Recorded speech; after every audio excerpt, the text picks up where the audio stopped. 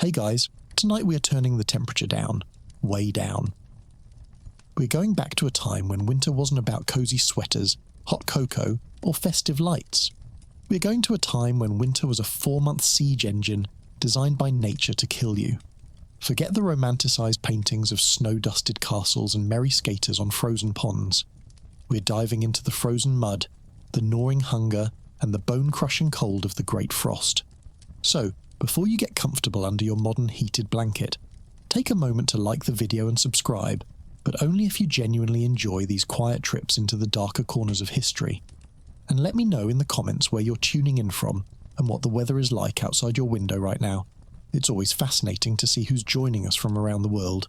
Now, dim the lights, maybe turn on a fan for that soft background hum, and let's ease into tonight's journey together. You wake up, but you don't want to. The first thing you register isn't light, because it's still pitch black, but pain. A sharp, stinging ache in your nose and the tips of your ears. You're buried under a pile of what feels like heavy, scratchy wool and old sheepskins, but the cold has found you anyway. It's the year 1408, during one of the most brutal winters recorded in European history, and you are a peasant living in a wattle-and-daub cottage that is currently losing its battle against the elements. You're curled into a tight ball, your knees pressed against your chest to conserve whatever heat your body's generating. You aren't alone. You can feel the warmth of another body pressed against your back, your brother or maybe your spouse, shivering in their sleep.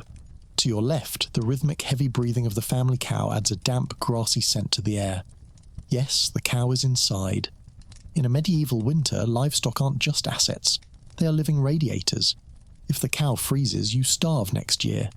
If the cow stays inside, you might just stay warm enough to wake up tomorrow. You lie there for a moment, listening. The wind is howling outside, a low moaning sound that vibrates through the timber frame of the house. It sounds like a living thing trying to claw its way through the thatch roof. Inside, it's quiet, except for the chattering of teeth and the rustling of straw. Your mattress is just a sack filled with dried grass, and after months of use, it has been pulverized into a fine dust that puffs up every time you move, making you cough. But you can't stay in bed. You have a job, the most important job of the day, checking the fire. In the centre of the room lies the hearth. Last night you banked the fire, covering the embers with a mound of ash to keep them smouldering without burning out. If that fire has died, you're in serious trouble. Flint and steel are difficult to use with frozen fingers, and tinder is precious. Losing the fire means the temperature in the hut will drop from unbearable to lethal within an hour. You take a deep breath, bracing yourself and throw off the covers. The cold hits you like a physical blow, a hammer made of ice slamming into your chest. It instantly sucks the warmth from your skin. You're wearing everything you own. A linen under tunic that hasn't been washed since October, a wool over tunic that smells of wood smoke and sweat, and thick woolen hose that sag around your ankles. You scramble across the dirt floor, your bare feet finding the patches of frost that have formed inside the house near the door. You reach the hearth and grab the iron poker, your hands shaking violently. You dig through the grey pile of ash, holding your breath. Please, please be alive. You scrape away the top layer and see a faint, dull, orange glow. A wave of relief washes over you, so strong it almost makes you dizzy. It's alive. You carefully feed it a handful of dried moss and a few small twigs, blowing gently.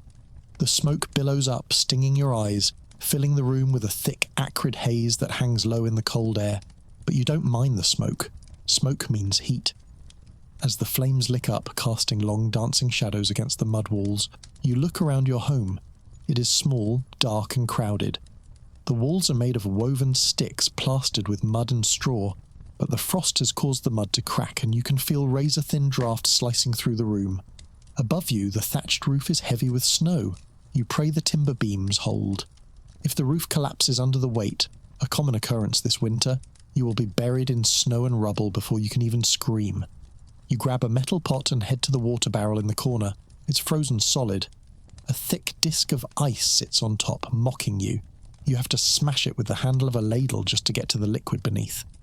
The water is freezing, painful to touch. You scoop some into the pot and set it near the fire to warm up. You aren't making coffee, you aren't making tea, you're making pottage, the same thing you've eaten for the last 90 days. Pottage is a nice word for boiled whatever we have left. You look into the grain sack. It's getting low, terrifyingly low. It's only February, and the bottom of the sack is looking dangerously close. You take a handful of dried peas, as hard as rocks, and toss them into the water. You add a handful of coarse oats and a few shriveled turnips that have been stored in the root cellar. They are soft and spotting with mould, but you cut the bad parts off and toss them in anyway. You can't afford to be picky. While the water heats, you hear the rest of the house waking up. It's a symphony of groans and coughs. Everyone has a cough this time of year. The winter lung, they call it. It's from breathing smoke and damp air 24 hours a day. Your lungs feel heavy, coated in soot. You hawk and spit into the fire watching it sizzle. Your father sits up, wrapping a blanket around his shoulders. He looks older than his 40 years. His face is grey, etched with lines of exhaustion. "Did the cow make it?" he asks, his voice rough. You glance at the animal in the corner. She's chewing cud, looking miserable but alive. "She's fine," you say. "Good," he grunts. "Milk her. If she's dry, we're in trouble." You grab a wooden bucket and approach the cow. She's warm, the only source of heat in the room besides the fire. You lean your forehead against her flank as you work, stealing her warmth. Her milk is thin today, barely filling the bottom of the bucket. The cold has sapped her energy, just like it has yours. She needs hay, but the hay is running out too. It's a constant, brutal calculation. Feed the cow enough to keep her alive so she can give milk, or save the hay to keep the roof insulated. You finish milking and hand the bucket to your mother, who has started stirring the pottage. She looks at the meager amount of milk and sighs, but says nothing. There is nothing to say. You all know the reality. If the winter lasts another month, the cow becomes dinner. And if the cow becomes dinner, you have no milk for the spring, no ox for the plough, and next year's harvest is doomed before it begins. The sun is finally starting to rise, turning the small window, which is just a hole in the wall covered with an oiled cloth, a dull, bruised grey. It's time to go outside. You don't want to. Every instinct in your body is telling you to stay by the fire, to curl up and sleep until May. But there is wood to chop, water to fetch from the frozen well, and animals to tend. You wrap a scrap of old linen around your face to protect your nose, pull your hood up and unbar the door. You have to shove hard because a snowdrift has piled up against it during the night. With a grunt and a heave, the door cracks open, and the world rushes in. The moment you step outside, the silence hits you harder than the cold. It's not the peaceful, muffled silence of a modern snowfall. It's a heavy, dead silence. There are no birds singing, no water running. Even the trees seem frozen in a state of terror, their black branches coated in a thick, glittering layer of frost that looks beautiful but snaps timber like dry kindling. The sky is a flat, oppressive white, blending seamlessly into the snow-covered ground so that you can barely tell where the earth ends and the heavens begin. You trudge toward the well, your feet sinking into knee-deep snow. It's not fluffy. It's got a hard, icy crust on top that breaks with every step, scraping against your shins through your wool hose. Your boots are made of simple leather, turned inside out and sewn with sinew. They aren't waterproof. Within 10 steps, the dampness starts to seep through. You wiggle your toes constantly, a nervous habit you've developed to check if they're still there. You reach the village well, which is just a stone, circle surrounding a dark hole.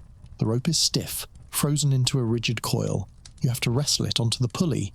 Lowering the bucket takes effort because the mechanism is iced over. You hear the splash far below, echoing up like a voice from the underworld. Hauling it up is agony. The wet rope burns your hands, stripping the skin if you aren't careful. You pull, hand over hand, grunting with effort, your breath steaming in the air like dragon smoke. As you pour the water into your carrying pails, you look around the village. It's a ghost town. Smoke rises from a dozen chimneys, but no one is outside. The paths between houses are just narrow trenches dug through the drifts. You spot old Thomas, the village elder, clearing snow from his roof with a long wooden shovel. He's moving slowly, too slowly. You worry about him. Last week the miller's roof caved in, burying his youngest son. They dug him out, but his leg was broken. In this weather, a broken leg is a slow death sentence. You shoulder the yoke, the heavy bucket swinging dangerously as you navigate the icy path back to your cottage. You pass the church. The heavy oak doors are shut tight. Even the priest isn't out today.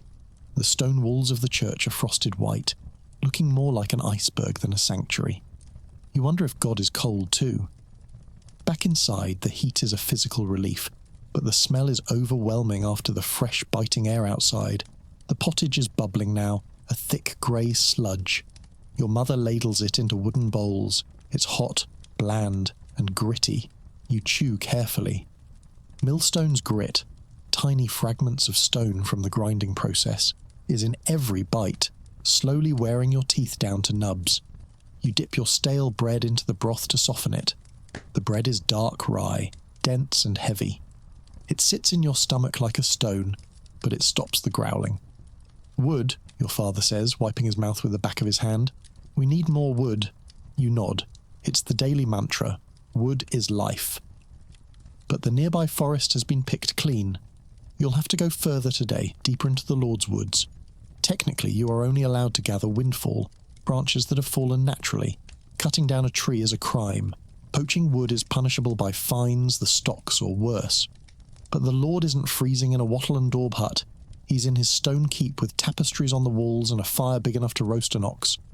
You grab the axe, the metal head cold enough to stick to your skin, and head back out. This time your brother Elric comes with you. He's 14, lanky, and always hungry.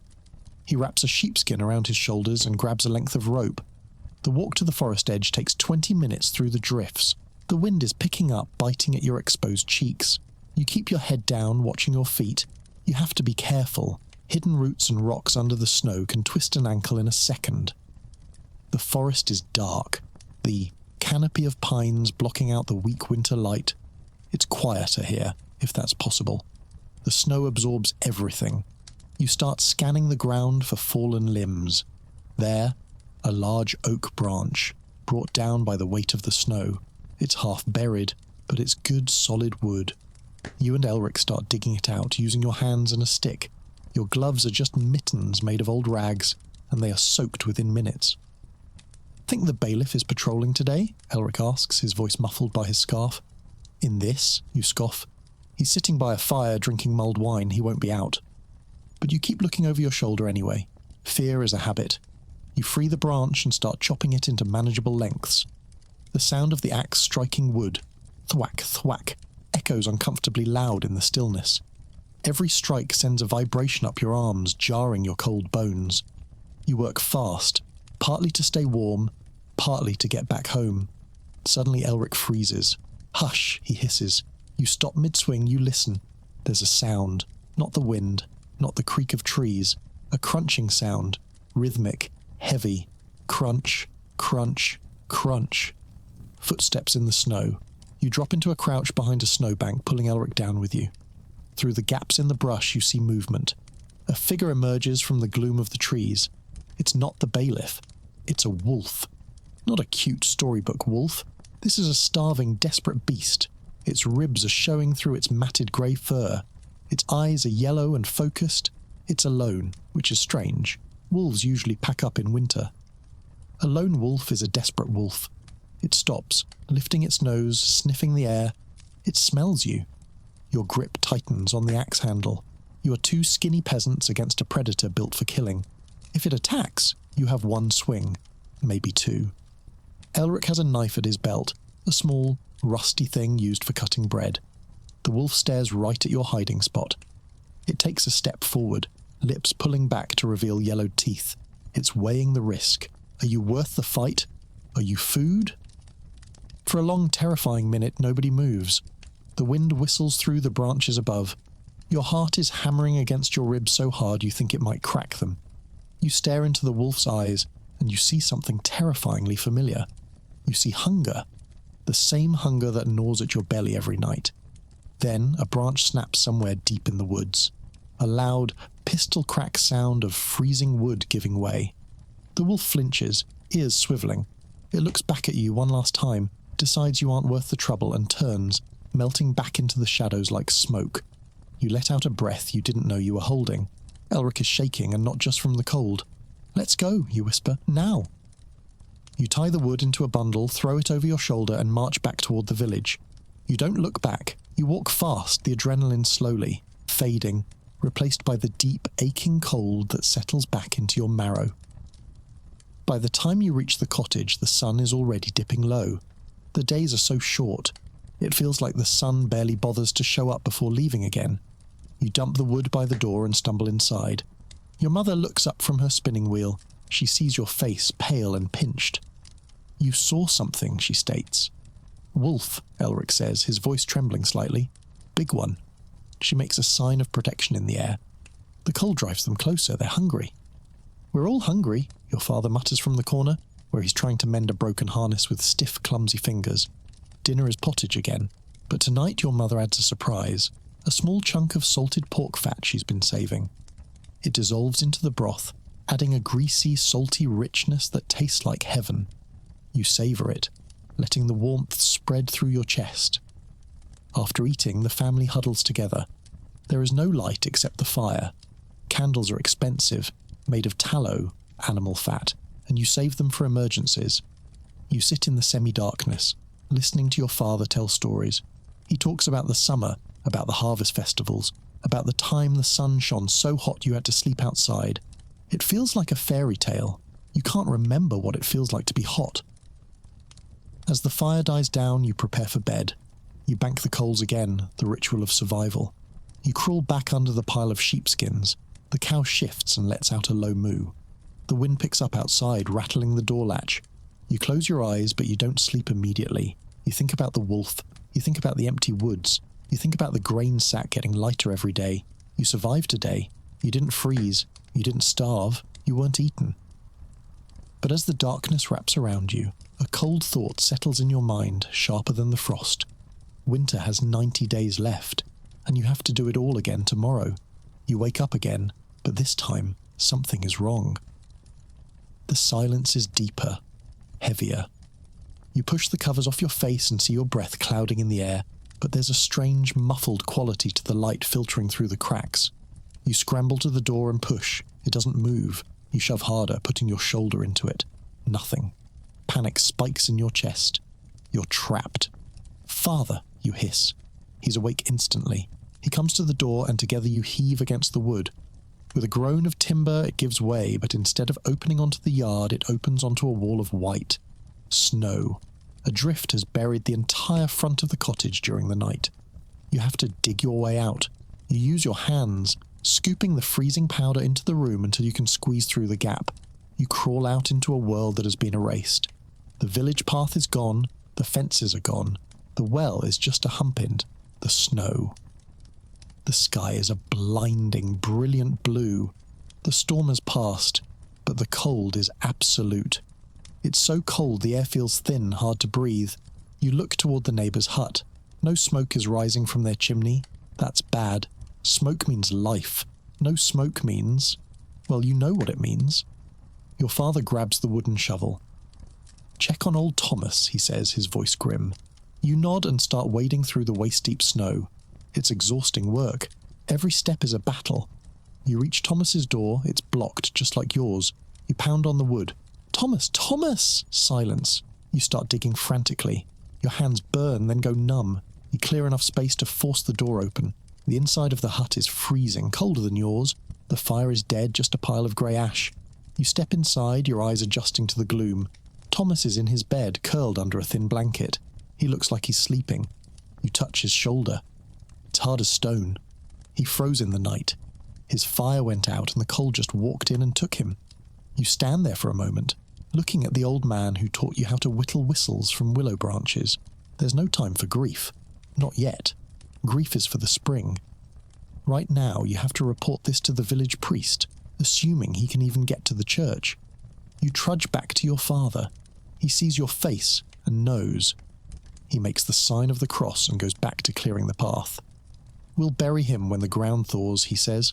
"Until then, we close the door." Life goes on because it has to. You spend the morning clearing paths, helping neighbours dig out their animals. The sheep in the communal pen are bleating pitifully. They're huddled in a corner, wool matted with ice. You help toss them the last of the hay. They eat greedily, pushing and shoving. By midday, the village is functional again, but the mood is sombre. Thomas wasn't the only one. A newborn baby 2 houses down didn't make it through the night either. The cold takes the old and the young first. It's a cruel, efficient reaper. You head to the river. The ice is thicker today. You have to chop for 10 minutes before you hit water. While you work, you see a group of men gathering near the bridge. They're talking in low, angry voices. You recognise the miller, a big man with a red face. "The Lord Steward came by," the miller says, spitting onto the ice. "Says he wants the winter tax early. Says the castle needs grain." "We don't have grain," another man shouts. "We barely have enough for seed." "He says if we don't pay, he'll take the livestock." Your stomach drops. If they take the cow, you finish filling your buckets and hurry back. You don't tell your parents about the steward. Not yet. Let them have one more meal in peace. Lunch is bread and a piece of hard cheese. The cheese is rock hard. You have to shave pieces off with a knife and let them melt on your tongue. It's salty and sharp, a distraction from the fear knotting your gut. That afternoon you're tasked with mending the fishing nets. You sit by the fire, fingers working the rough twine. It's tedious work, but it keeps your hands busy. Your mind wanders. You think about the summer fair, the taste of sweet honey cakes, the sound of fiddles playing. It feels like a different life, a dream you once had. Suddenly the door bursts open. A man stands there, breath heaving. It's Elric, your brother. "The steward," he gasps. "He's at the mill, he's taking the grain." Your father stands up, his face darkening. "Stay here," he orders your mother. He grabs his walking stick, a heavy piece of oak, and heads out. You follow him. You're scared, but you're not staying behind. The scene at the mill is chaos. A cart sits in the snow loaded with sacks. The steward, a man in a fur-lined cloak that looks warm enough to sleep in, sits on a horse, looking down at the angry villagers. 2 armed guards stand by the cart, hands on their swords. "This is the Lord's due," the steward shouts. "You owe the tax." "We owe our children food," the miller roars, stepping forward. One of the guards draws his sword. The metal rings in the cold air. The villagers freeze. A sword is a knight's weapon. Against peasants with sticks and stones, it's a slaughter waiting to happen. "Take the grain," the miller says, his voice shaking with rage. "Take it and choke on it." The steward sneers and signals the cart to move. The wheels crunch over the snow, carrying away the village's safety net. The sacks are heavy with wheat and barley, food that could have kept 10 families alive for a month. Now it will sit in the Lord's storehouse, maybe fed to his hunting dogs. You walk back to the cottage in silence. Your father's knuckles are white on his stick. The injustice burns hotter than the cold, but there is nothing you can do. Rebellion in winter is suicide. You can't fight an army when you can't even feel your fingers. Dinner that night is silent. You eat your pottage, knowing there is less in the sack now. You look at the cow chewing her cud in the corner. She doesn't know how close she came to being seized. She doesn't know she's living on borrowed time. As you lie in the dark that night, you hear a sound from the woods. Not a wolf this time. A horn. A long, low note drifting over the snow. "What is that?" Elric whispers. "Hush," your father says. "It's the hunt. The Lord is hunting. While you starve, while Thomas lies frozen in his bed, while the steward steals your grain, the Lord is out there in the moonlight chasing deer for sport." The horn blows again, a mournful, arrogant sound. You pull the sheepskin over your head, trying to block it out. You try to focus on the warmth of your brother's back, the smell of the smoke, the steady breathing of the cow. You try to imagine the spring, green grass, sun, birds. But the spring is months away, and the winter is right here, breathing down your neck. Morning brings a strange pale light. The sky's overcast, a flat sheet of grey that promises more snow. You roll over and feel a sharp elbow in your ribs. "Get up," Elric hisses. "The fire's almost out." You groan. Your body feels heavy, like you're moving underwater. The cold has seeped into your joints, making every movement a rusty protest. You drag yourself to the hearth. The embers are faint, dying. You panic for a second, blowing frantically until a tiny orange spark catches on the dry moss. You feed it twigs, nursing it back to life. "Close one," your father mutters from his corner. He's already up, checking the cow's hooves. "She's got a crack in the left one. Needs grease.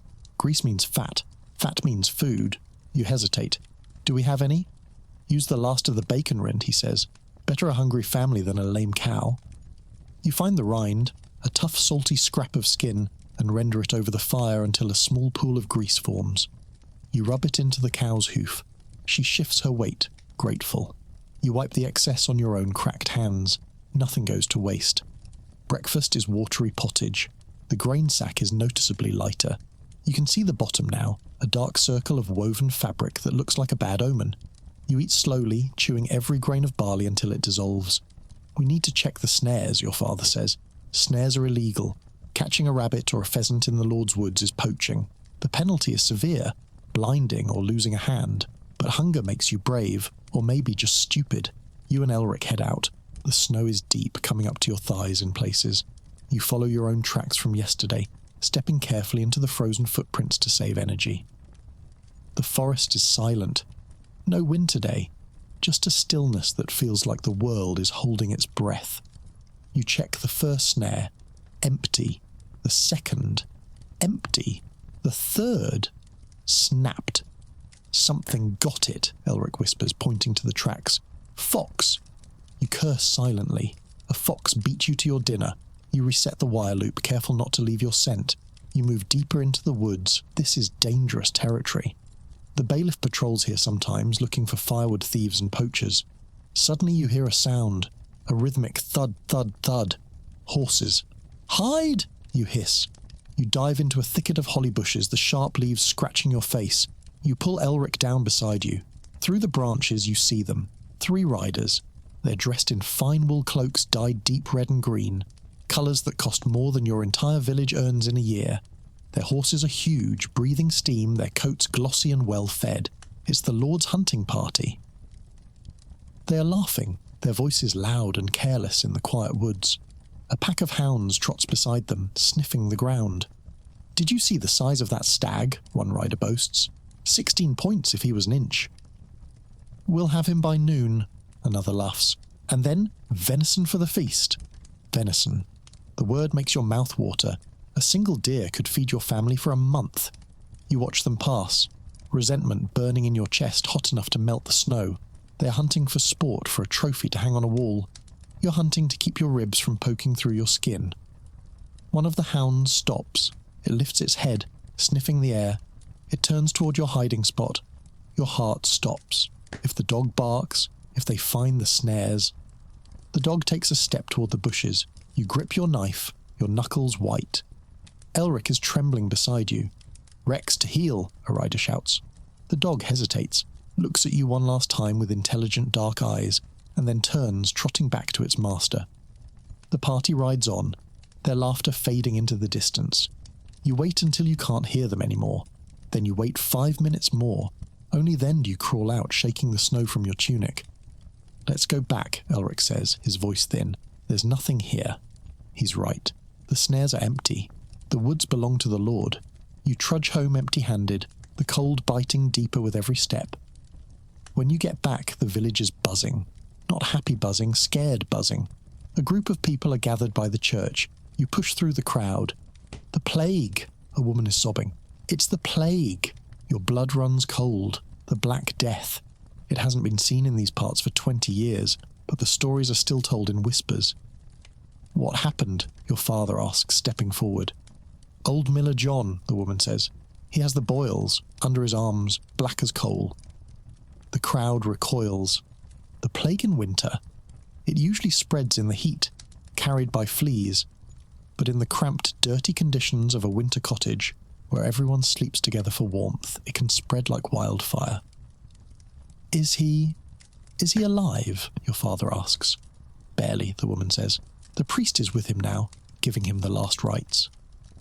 The village elder, a woman named Agnes, who knows herbs better than the priest knows scripture, shakes her head. It's not the plague, she says firmly. It's the rot.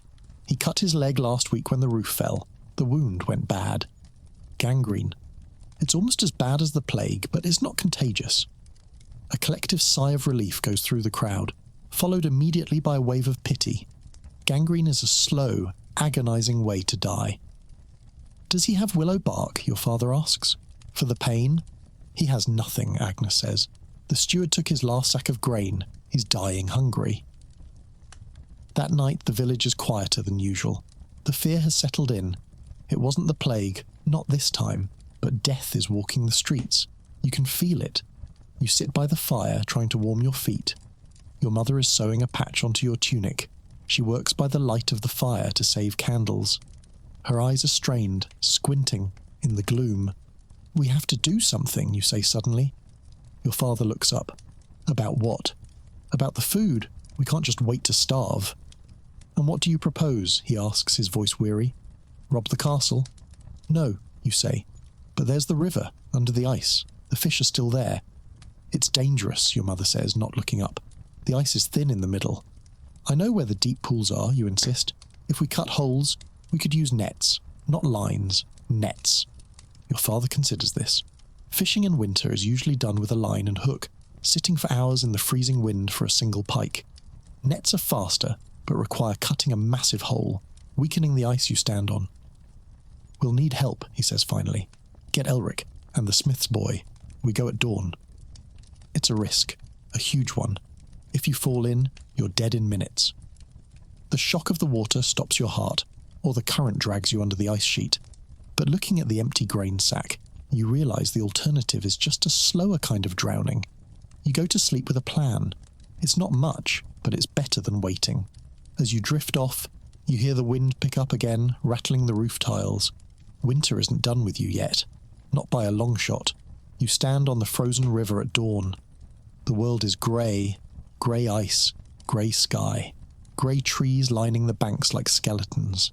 The wind bites at your exposed skin, finding the gaps between your scarf and tunic. You, Elric, your father, and the smith's boy, a burly lad named Will, are huddled around a dark patch in the ice. "Careful," your father warns. "Test it first."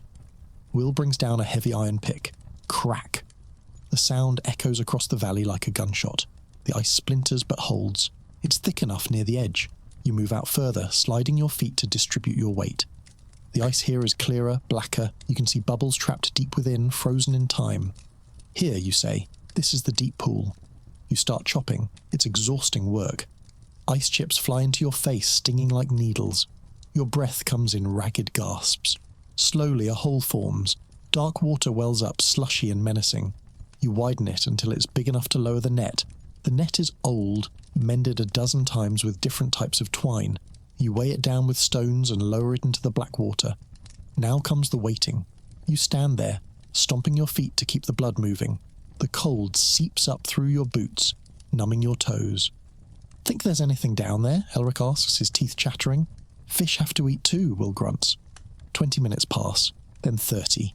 You're shivering violently now. The sweat from chopping has cooled against your skin, turning your clothes into icy armour. "Pull," your father commands. You haul on the ropes. The net feels heavy, but that could just be the waterlogged weight of the hemp. You heave, muscles burning. The net breaks the surface. It's empty, just a tangle of wet weeds and a few rocks. "Again," your father says, his face hard. You lower it again and again.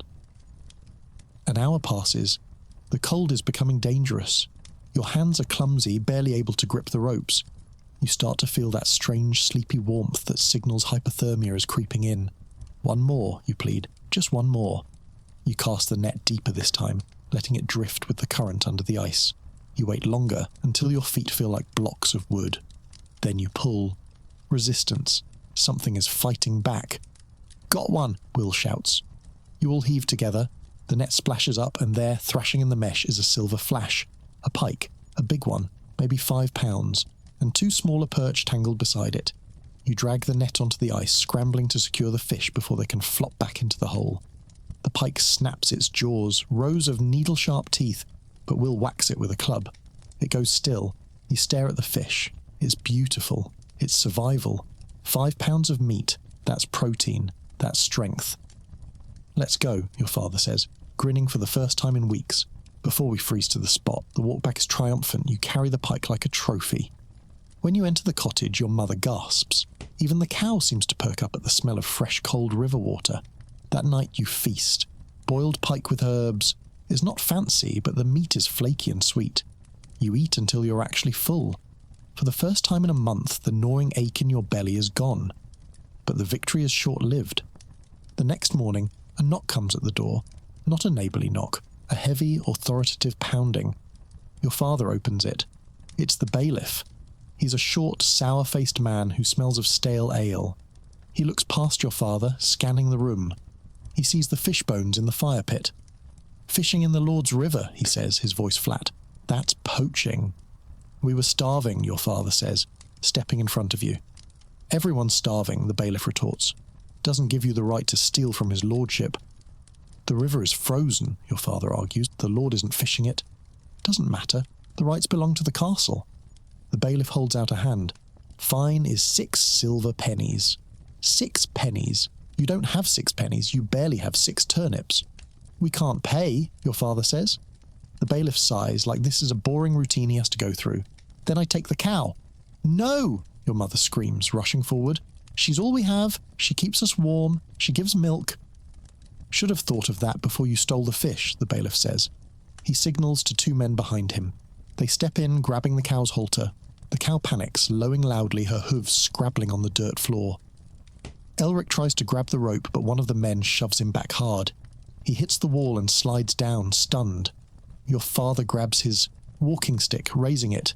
Get out, he roars. The bailiff draws a short club from his belt. Strike me, peasant, and you hang. It's not a threat. It's a fact. Striking a royal official is treason. Your father freezes, his chest heaving. He lowers the stick. Defeated. They drag the cow out.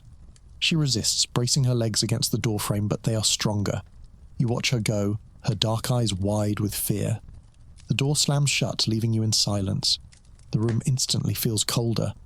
The heavy, warm presence of the animal is gone. The smell of grass and milk is gone. All that's left is the smell of smoke and fear. What do we do? Elric whispers, rubbing his shoulder. Your father sinks onto a stool, putting his head in his hands. I don't know, he says. I don't know. You look at the fire. It's dying down. Without the cow's body heat, the cottage will be freezing tonight. You need more wood. Lots of it. I'm going back to the forest, you say, standing up. No, your mother says. It's too dangerous. We freeze if I don't, you say. You grab the axe, you don't wait for permission. You walk out into the snow. The anger is keeping you warm. You hate the bailiff, you hate the lord, you hate the winter. You march toward the tree line, swinging the axe at snowdrifts. You reach the edge of the woods. You start chopping at a dead pine, putting all your rage into the swings. Thwack, thwack, thwack, then you hear it. A whimper. You stop. It's coming from a snowbank to your left. You approach cautiously, axe raised. You see a shape in the snow. It's a dog. One of the lord's hunting hounds. It's caught in a snare, probably one you set days ago. The wire is cut deep into its leg. It's bleeding, shivering, too weak to bark. It looks up at you. It's the same dog from before, the one that didn't bark. You raise the axe. This is the enemy. This is the lord's property. Killing it would be petty revenge. Plus, dog meat is meat. The dog doesn't growl. It just watches you, resigned. You lower the axe. You can't do it. You're not them. You kneel down. The dog flinches. Easy, you whisper. You use your knife to cut the wire. The dog whimpers but stays still. You free its leg. It's a bad cut, deep to the bone. Go on, you say. Run. The dog tries to stand but collapses. It's too weak. It's going to freeze here if you leave it. You look at the dog, then you look back toward the village. If you bring it home, you could be accused of stealing it. If you leave it, it dies. You make a choice. You scoop the dog up. It's heavy, dense muscle. You wrap it in your cloak, holding it against your chest. You grab your bundle of wood with the other hand and start walking back. You aren't sure why you're saving it. Maybe because it's something warm. Maybe because it's another living thing that's hurt and cold. Maybe because you just need a win. You get back to the cottage. Your father stares at the dog. Is that... Found it in a snare, you say. It's hurt. That's the Lord's dog, he says, pale. If they find it here... They won't, you say. We'll hide it until it heals. Your mother looks at the shivering animal. She sighs and grabs a rag. Put it by the fire. It needs water. You lay the dog down. It licks your hand, a rough sandpaper tongue. It curls up near the embers, letting out a long, shuddering sigh. You sit beside it. The cottage is colder without the cow, but having the dog there, it helps. It's a small act of defiance. You stole something back from the winter. You saved something. Outside, the wind picks up again, screaming around the eaves. But for now, inside, there is a small, fragile circle of warmth. You wake up to a wet nose pressing into your cheek. It takes a second to remember why there's a dog in your bed. The hound, who Elric has decided to name Shadow because he's black and quiet, is nudging you awake. You push him away gently. He's warm, incredibly warm. He slept curled between you and Elric all night, acting as a living hot water bottle. Without the cow, The temperature in the hut dropped significantly, but the dog helped. "He's hungry," Elric whispers. "Of course he is. You're hungry too. Everyone is hungry. You have a little pottage left, but giving it to a dog feels like madness when your own ribs are showing. Still, if the dog dies, you lose the warmth." You scrape the bottom of the pot, finding a few burnt bits of grain, and offer them to Shadow. He eats them in one gulp, then looks at you expectantly. "That's it," you tell him. "Go catch a rat." The day is bitterly cold again, the kind of cold that makes wood snap and stone crack. You hear a commotion outside, shouting. You go to the door and crack it open. A group of men is moving through the village. They are wearing the Lord's colours. They aren't the usual bailiff's guards. These men look like soldiers.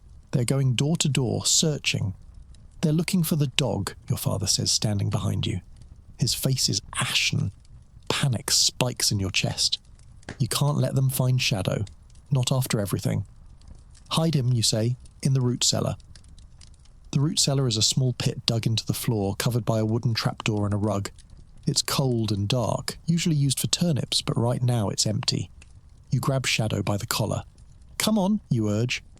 He resists at first, sensing your fear, but you shove him toward the hole. He drops in, landing on the dirt floor with a soft thud. You slam the trapdoor shut and throw the rug over it. Your mother drags the heavy wooden table on top of it, just in time. A fist pounds on the door. "Open up, in the name of the Lord." Your father opens the door. 3 soldiers stand there, breath steaming. One of them pushes past him, scanning the room. "We're looking for a lost hound," the soldier barks. "Black, injured leg. Seen it?" "No, sir." "Your father says, bowing his head. "We haven't seen any dogs." The soldier kicks a pile of straw. "Don't lie to me, peasant. We found footprints leading this way, from the woods." Your heart hammers against your ribs. The footprints. You forgot to cover your tracks. "We were gathering wood, sir," you say, stepping forward. "That's all." The soldier looks at you. He walks closer, looming over you. He smells of leather and iron. "Gathering wood? In the Lord's forest?" "Windfall, sir," you lie. "Just branches," he sneers. "You think I care about sticks? Where is the dog?" "We don't have it," you insist. Suddenly from beneath the floorboards, a sound. A low whine. The room freezes. The soldier's eyes widen. He looks down at the table. "Move it," he orders. Your father doesn't move. "Sir, please." The soldier draws his sword. "Move. The table." Your mother sobs quietly. You and your father grab the table and slide it aside. You pull back the rug. The soldier kicks the trapdoor open. Shadow looks up, blinking in the light. He growls, a low rumble in his chest. "There he is," the soldier says, grinning. "Thief!" "I didn't steal him," you shout. "I found him. He was hurt." "Silence." The soldier backhands you. You stumble back, tasting blood. They haul the dog out. Shadow snaps at them, but they are quick. They muzzle him with a rope and drag him toward the door. "You're coming with us," the soldier says to your father. "The Lord will decide your punishment." "Take me," you say, wiping your mouth. "I took him. It was me."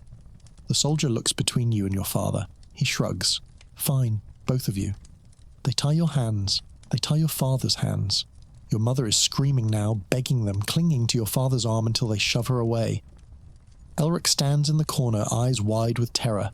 "Look after her," your father tells him. "You're the man now." They march you out into the snow. The walk to the castle is a nightmare.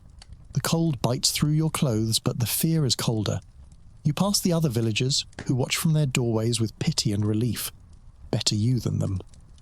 The castle looms ahead, a massive stone beast on the hill. It looks impenetrable, warm, and cruel. You're led through the gates, past stables full of fat horses, past kitchens smelling of roasting meat. The injustice of it makes you dizzy. They throw you into a cell in the dungeon. It's wet, dark, and smells of rot. There is no fire here, just stone walls that suck the heat right out of you. "Wait here," the guard says, locking the iron door. "The Lord is busy." You sit on the damp straw. Your father sits beside you. He doesn't speak for a long time. "I'm sorry," you whisper. "I shouldn't have brought the dog."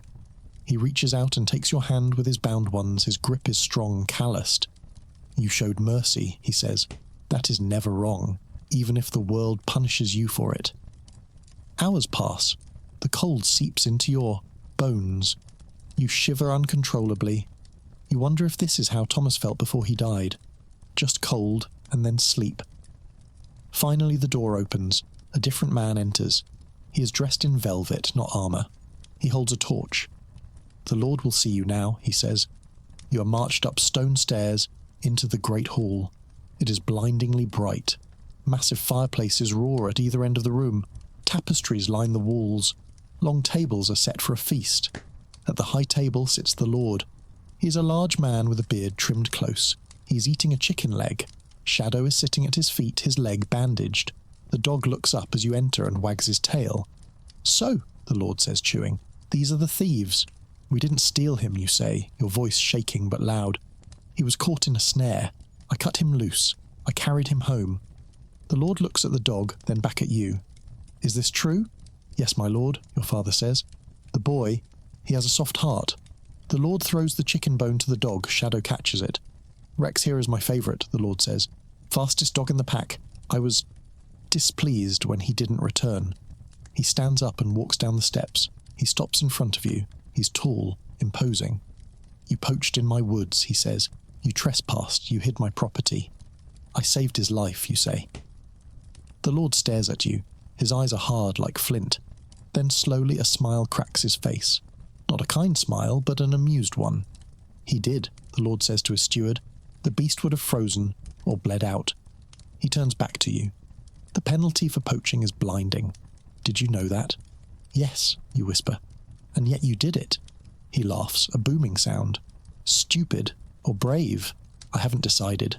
He walks back to his chair. "I need a new kennel boy," he says. "Old one died of the cough last week. You seem to like dogs." You blink. "My lord?" "You work for me now," he says. "In the kennels. You sleep there. You eat there. You keep the dogs warm. If Rex dies, you die. Clear?" "And my father?" you ask. He goes home. The Lord waves a hand. "And take a sack of grain with him. I'm feeling generous today. Rex seems to like you." Your father looks at you, tears in his eyes. It's a reprieve, a miracle. A sack of grain means survival for the family, but it means you are now property of the castle. "Go," the Lord commands. You hug your father quickly. "I'll be okay," you whisper. "Tell mother I'm okay." He nods, unable to speak, and is led away by the guards. You watch him go, a small figure disappearing into the shadows. You're taken to the kennels. It's a long, low building next to the stables. Inside it smells of dog and straw, but it's warm. There's a fire here, kept burning for the precious hounds. You sit down in the straw. Shadow limps over and puts his head on your knee. You stroke his ears. You are a servant now. You have lost your freedom, but you are warm. You have a job, and your family has food. Outside, the wind howls against the stone walls, powerless to reach you. You have survived the winter. You have survived the Lord. You have survived 24 hours that should have killed you. You close your eyes, listening to the breathing of the dogs. It's not the life you wanted, but it is life. And in the brutal reality of the great frost, that is the only victory that matters. You wake up, but for the first time in 4 months, your teeth aren't chattering. In fact, you're sweating. It's a thick, humid heat that smells of wet fur, old straw, and boiling meat. You blink open your eyes, disoriented. The ceiling isn't the low, soot-stained thatch of your family's cottage. It's high stone, arched and sturdy. Then you hear it. A low growl, followed by a yawn that sounds like a squeaky gate. You turn your head. A massive wolfhound is staring at you from 3 inches away. It's not Shadow. Shadow is resting in the corner, his leg wrapped in clean linen. This is a different beast. A grey monster named Brutus with scars across his snout and breath that could peel paint. "Up, boy!" a voice grates from the shadows. You scramble to your feet. A man stands by the kennel door. This is Rolf, the kennel master. He looks like he was carved out of a tree trunk and left out in the rain for a decade. He's missing an ear, likely a souvenir from a hunt gone wrong, and he smells stronger than the dogs. "Lord said you're the new hands," Rolf says, looking you up and down with disdain. "You look soft, village soft." "I can work," you say, your voice raspy from sleep. "We'll see," he grunts. "Dogs eat before we do. Get the buckets." Your new life begins not with glory, but with slop. You follow Rolf to a large iron cauldron hanging over the kennel fire. It's filled with a thick stew of organ meats, barley and bone marrow. It smells rich and iron-heavy. You realise with a sickening jolt that the dogs are eating better than your entire village.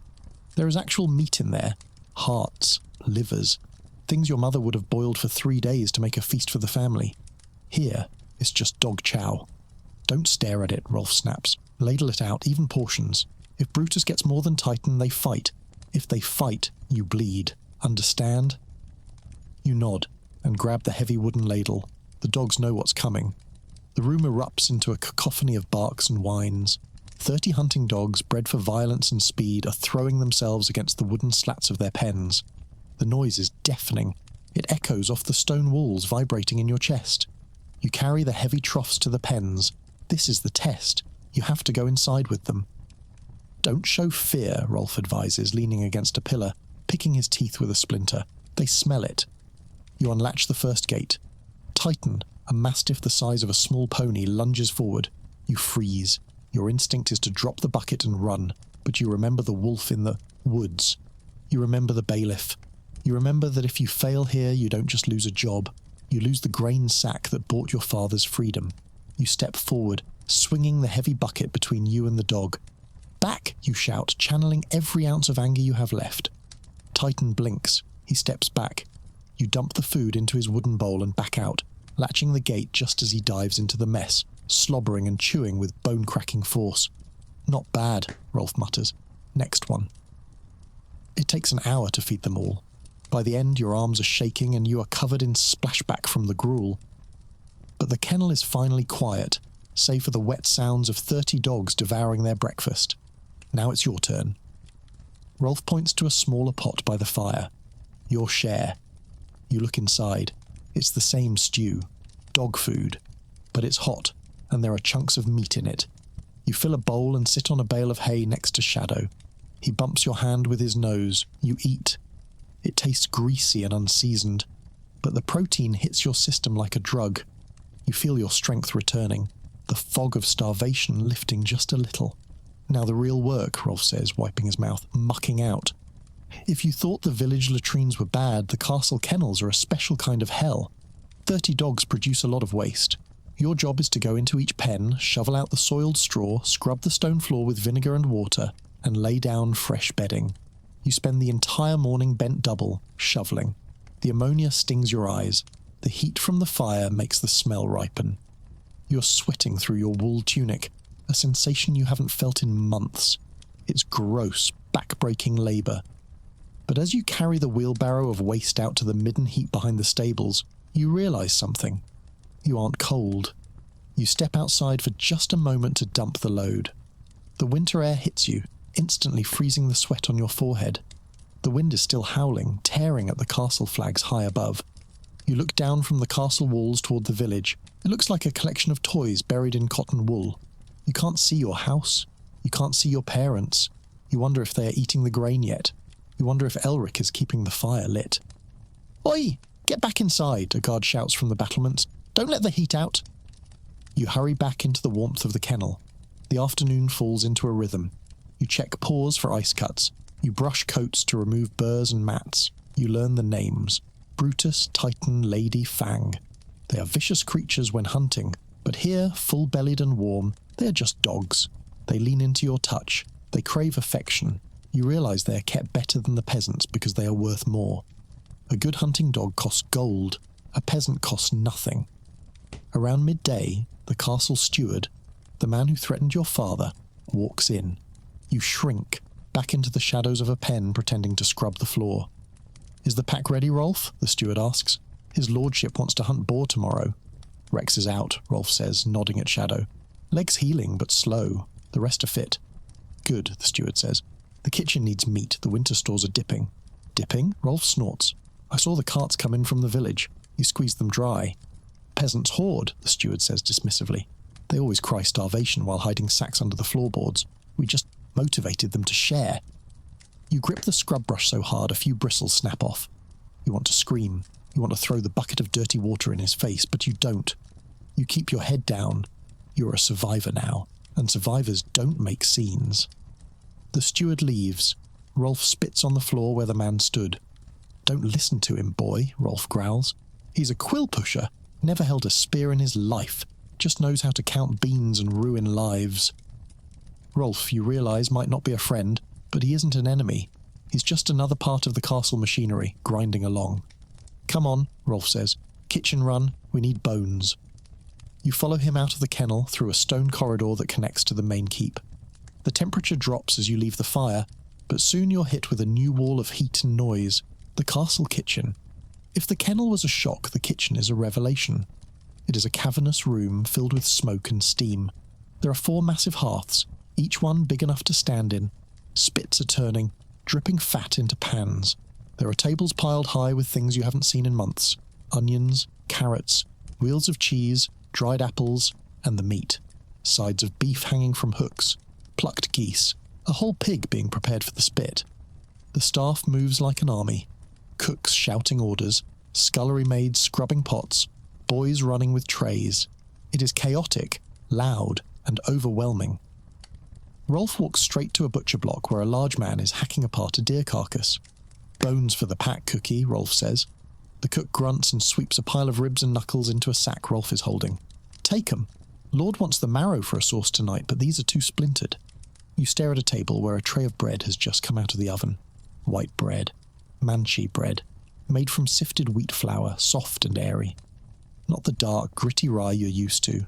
As pieces fallen on the floor, a scullery boy younger than you sweeps it up and tosses it into a bucket of slop meant for the pigs.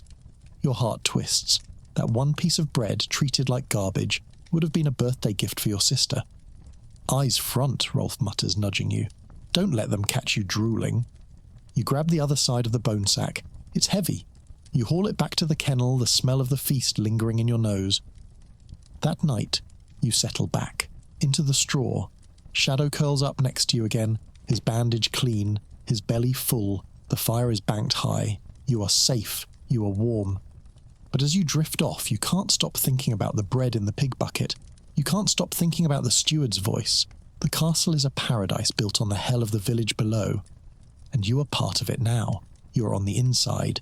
The guilt is colder than the frost, but you push it down. You have to survive. For your father, for Elric, for the spring. Tomorrow the Lord hunts boar, and you will have to ready the dogs for the kill. Horns, that's what wakes you up. Not a rooster, not a neighbour screaming, but the deep brassy bellow of hunting horns echoing off the stone walls of the kennel. It's a sound that is supposed to be noble and inspiring, but at 4 of SYM it just sounds like a headache. Move! Rolf is already shouting, kicking the straw near your head. Hunt's up! The Lord doesn't wait for lazy kennel boys. You scramble up, your heart pounding, the dogs are going insane. The sound of the horns has triggered their bloodlust. 30 animals are barking, howling, and throwing themselves against the gates. The noise is physical. It vibrates in your teeth. You grab your boots, stiff with dried muck from yesterday, and shove your feet in. Leashes! Rolf yells, throwing a bundle of thick leather straps at you.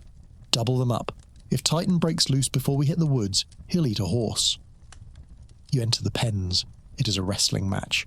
You have to grab the collars of dogs that are vibrating with energy. Titan, the massive mastiff, nearly pulls your arm out of its socket as you clip the lead. He weighs almost as much as you do, and right now he wants to kill something. You drag him and 3 others out into the courtyard. It is chaos.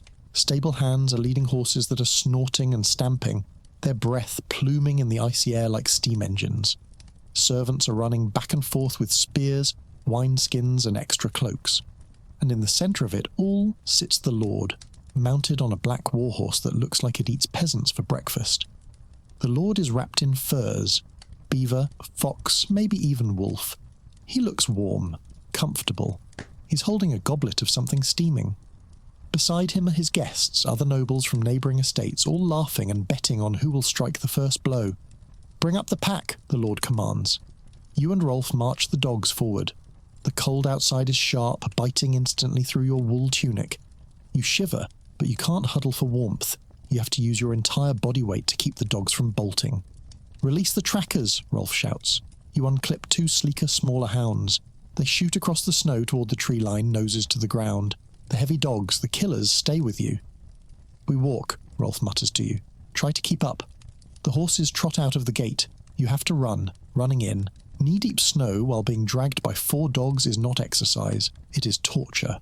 Your lungs burn with the freezing air, your legs scream. The snow is crusted with ice, so every step requires you to punch through the surface, dragging your shins against the jagged edges. The nobles are far ahead, their horses cutting an easy path.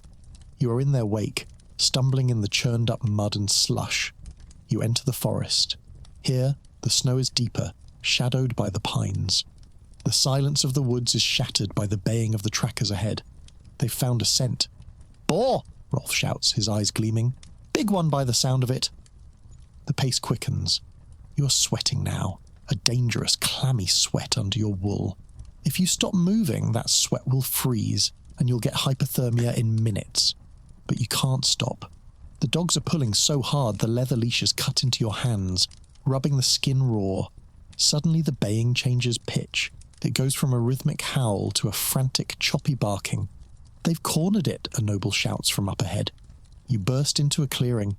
The snow here is trampled, stained with dark earth and pine needles. In the centre stands the boar. It is a nightmare. This isn't a farm pig. This is a tank made of muscle and bristle, easily 300 pounds. Its eyes are small and red with rage. Foam drips from its mouth, freezing on its tusks. Tusks that are yellow, curved and sharp enough to rip a man's leg open from ankle to hip. The tracking dogs are circling it, snapping at its heels, too smart to get close. The boar spins, surprisingly fast, slashing the air with those tusks. "Release the catch dogs," the Lord roars. Rolf signals you. "Let 'em go." You fumble with the clips, your fingers numb. Titan feels the slack and explodes forward. The other mastiffs follow. They are the hammers. Their job isn't to herd, it's to pin. The collision is sickening. Titan slams into the boar's shoulder. The boar staggers but doesn't fall. It swings its head, catching a smaller dog in the flank.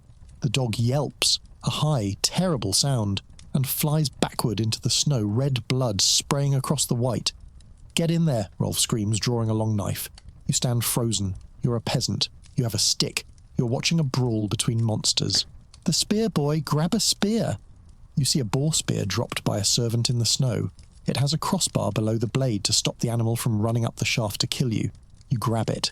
Your hands are shaking so bad you almost drop it. The boar has thrown Titan off. It turns. It sees you. For a second, time stops. You see the steam rising from its snout. You see the madness in its eyes. It charges. It moves impossibly fast for something so heavy. The snow explodes around it. "Brace!" Rolf bellows. You plant the butt of the spear in the ground, aiming the tip at the charging beast's chest. You squeeze your eyes shut and pray to whatever gods are, listening. Thud. The impact jars your teeth. You feel the wood flex threatening to snap. You open your eyes. The spear has caught the boar in the shoulder, stopping its charge, but the beast is thrashing, snapping its jaws inches from your face. The smell is overwhelming. Musk, hot blood, and rot. "Hold him!" the Lord shouts, laughing. He rides up, calm as you please. He leans down from his horse, holding a long, polished spear.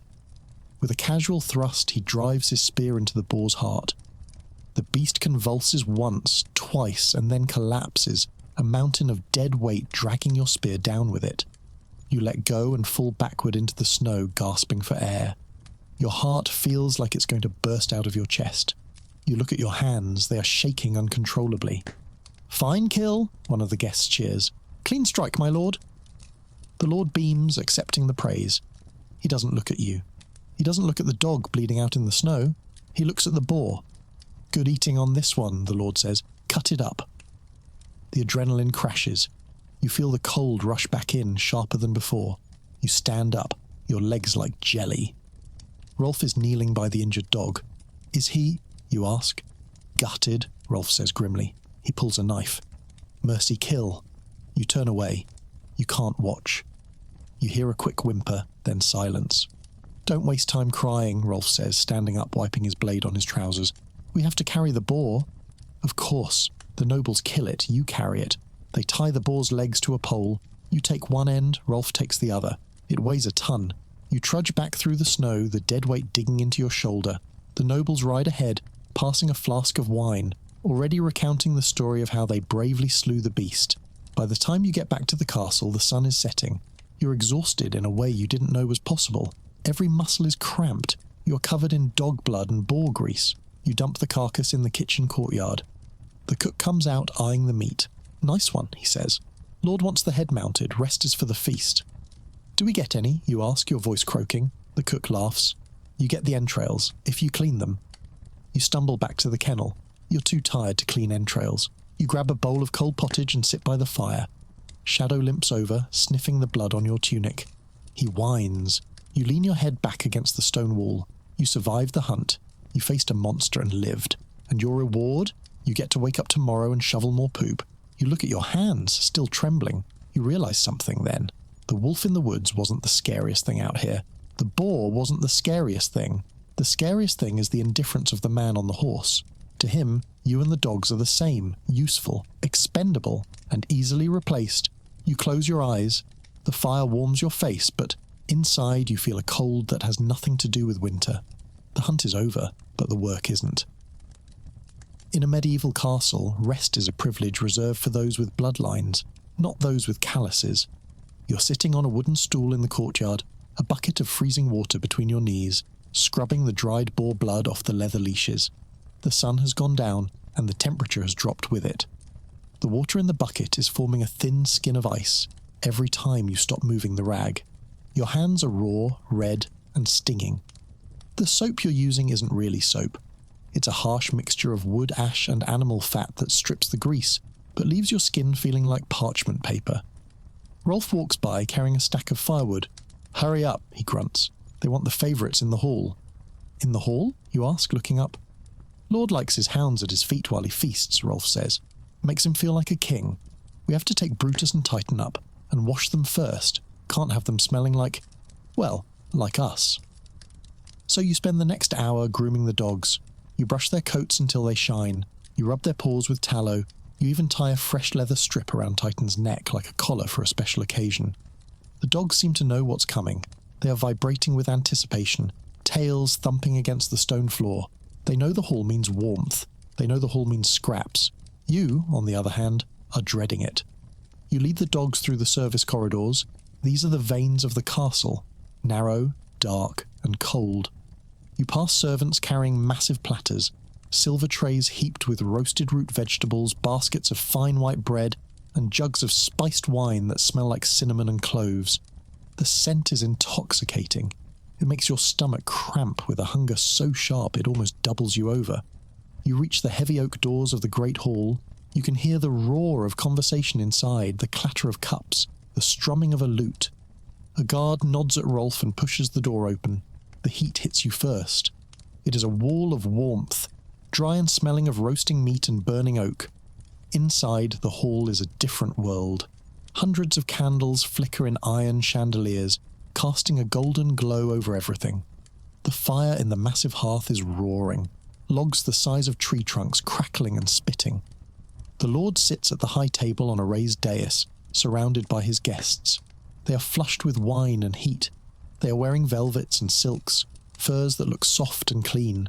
They are laughing, their mouths open, showing teeth that haven't been ground down by grit. You and Rolf lead the dogs to the edge of the dais. You're instructed to kneel and hold the leashes. You're not a person here, you're furniture. You're a leash post. The feast begins. Servants bring out the boar. It is roasted whole, an apple stuffed in its mouth, its skin crackled and glazed with honey. The smell is overwhelming. It smells like life. It smells like everything you have ever wanted. The Lord stands, raising a knife. He carves a thick slice of the meat, steam rising from it. He places it on his trencher, a plate made of stale bread that soaks up the juices. He takes a bite, closing his eyes. "Magnificent," he bellows. "To the hunt!" "To the hunt," the guests cheer, raising their goblets. You kneel on the cold stone floor, your knees aching. You watch them eat. You watch them tear into the meat you helped carry. You watch them break the white bread you saw thrown away earlier. You watch them spill wine, red droplets splashing onto the rushes that cover the floor. Titan whines softly, smelling the pork. "Quiet," you whisper, tightening your grip on his collar. The Lord looks down, hearing the wine. He smiles, greasy and benevolent. He picks up a rib bone still heavy with meat. "Here, boy, he says, tossing it. Titan lunges. You have to let him go or lose a finger. The dog catches the bone in midair, cracking it with a sound like a gunshot. He settles down at the Lord's feet, gnawing happily. You watch the dog. You realise with a dark, sinking feeling that you're jealous of him. The dog has a place by the fire. The dog gets the meat. The dog is loved in a way. You're just the hands that hold him. A servant walks by you, carrying a pitcher of wine. He trips slightly on the rushes and a splash of wine lands on your hand. You stare at the red liquid on your skin. Without thinking, you bring your hand to your mouth and lick it off. It is sweet, rich. It tastes like summer fruit and spices. It is the best thing you've tasted in your life, and it lasts for exactly 1 second. You there, a voice says. You freeze. The Lord's wife is looking at you. She's pale, elegant, wearing a headdress that probably costs more than your village. She looks at you with mild disgust. You're staring, she says. You drop your gaze instantly. Forgive me, my lady. Rolf, she calls out, not looking at you anymore. Your boy is making the guests uncomfortable. He looks like a skeleton. He's new, my lady, Rolf says, bowing low. Village stock. They've had a hard winter. Well, get him out of sight, she says, waving a hand heavy with rings. He's ruining the appetite. Rolf grabs your shoulder. Back to the kennels, he hisses. Leave the dogs. You stand up, your legs stiff. You back out of the room, bowing as you go. You leave the warmth. You leave the light. You leave the smell of the boar. The heavy doors slam shut, cutting off the noise of the feast. You're back in the cold, dark corridor. The silence rings in your ears. Don't take it personal, Rolf says, guiding you back. They don't see us. We're just part of the walls. I'm hungry, you whisper. Rolf sighs. He reaches into his tunic and pulls out something wrapped in a cloth. He hands it to you.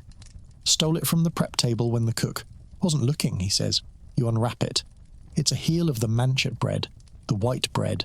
It's squashed and a bit stale, but to you it looks like a diamond. Eat it fast, Rolf warns, before someone sees. You shove the bread into your mouth. It is soft. It doesn't crunch. It tastes like clouds. You swallow it almost whole. Thank you, you say. Don't thank me, Rolf grunts. Just keeps you strong enough to shovel tomorrow. You walk back to the kennel. The fire there is low, just embers. Shadow is waiting for you. He stands up on 3 legs and wags his tail. He doesn't care that you smell like dog wash. He doesn't care that you aren't a noble. He's just glad you're back. You sit down in the straw, pulling your knees to your chest. You can still taste the wine on your hand. You can still feel the ghost of the white bread in your stomach. Up in the castle, they are singing now. A song about spring, about flowers and love. Down here in the dark, you listen to the wind rattling the door. You think about your family in the village, huddling under their snow-packed walls. You wonder if they are thinking of you. You survive the hunt. You survive the feast. But the night is long, and the cold is waiting outside the door like a patient creditor. You wrap your arms around the dog and close your eyes. You dream of boar. You dream of fire. You dream of a winter that ends. The days blur together after the feast. Your life shrinks to the dimensions of the kennel. Shovel, feed, groom, sleep. The cold outside doesn't break. If anything, it gets worse. The stones of the kennel walls grow a layer of white frost on the inside. You start sleeping closer to the dogs, not just for warmth, but because the heat from the fire dissipates before it reaches the corners of the room. One morning, Rolf is gone. His bunk is empty. His boots are gone. You assume he's on an errand for the Lord, maybe fetching supplies from a neighbouring estate. You feed the dogs alone. It takes longer, and the mastiffs are restless. They sense something is off. Titan snaps at you when you pour the gruel, his teeth catching your sleeve. You yank your arm back just in time. By midday, Rolf still isn't back. The steward comes in. He looks annoyed, like a man whose schedule has been disrupted by a minor inconvenience. Where is he? The steward demands. I don't know, sir, you say. He wasn't here when I woke up. The steward curses. Drunk, probably. Or frozen in a ditch. Useless. He looks at you. You're in charge until he gets back. Don't let the dogs die. In charge? You panic. You don't know how to mix the medicines for the older dogs. You don't know how to butcher the meat properly. Figure it out, the steward says, turning on his heel. And keep the fire low. We're rationing wood. Rationing wood? In the castle? That means the situation is desperate. If the Lord is running low on fuel, the village must be freezing to death. You spend the day. in a state of low-level terror. You do everything Rolf taught you, but clumsily. You cut your finger chopping the meat. You slip on a patch of ice in the courtyard and spill half a bucket of water. The dogs watch you with yellow, unblinking eyes. They know you aren't the master. Night falls. Rolf doesn't return. You bank the fire carefully, counting every log. You have enough for maybe 2 days. After that, you don't want to think about it. You sit with Shadow. His leg is healing well. He can put weight on it now. He's the only thing in this place that doesn't look at you like your food or a servant. Suddenly a sound. A scratching at the kennel door. Not a dog. A person. You grab a pitchfork. "Who's there?"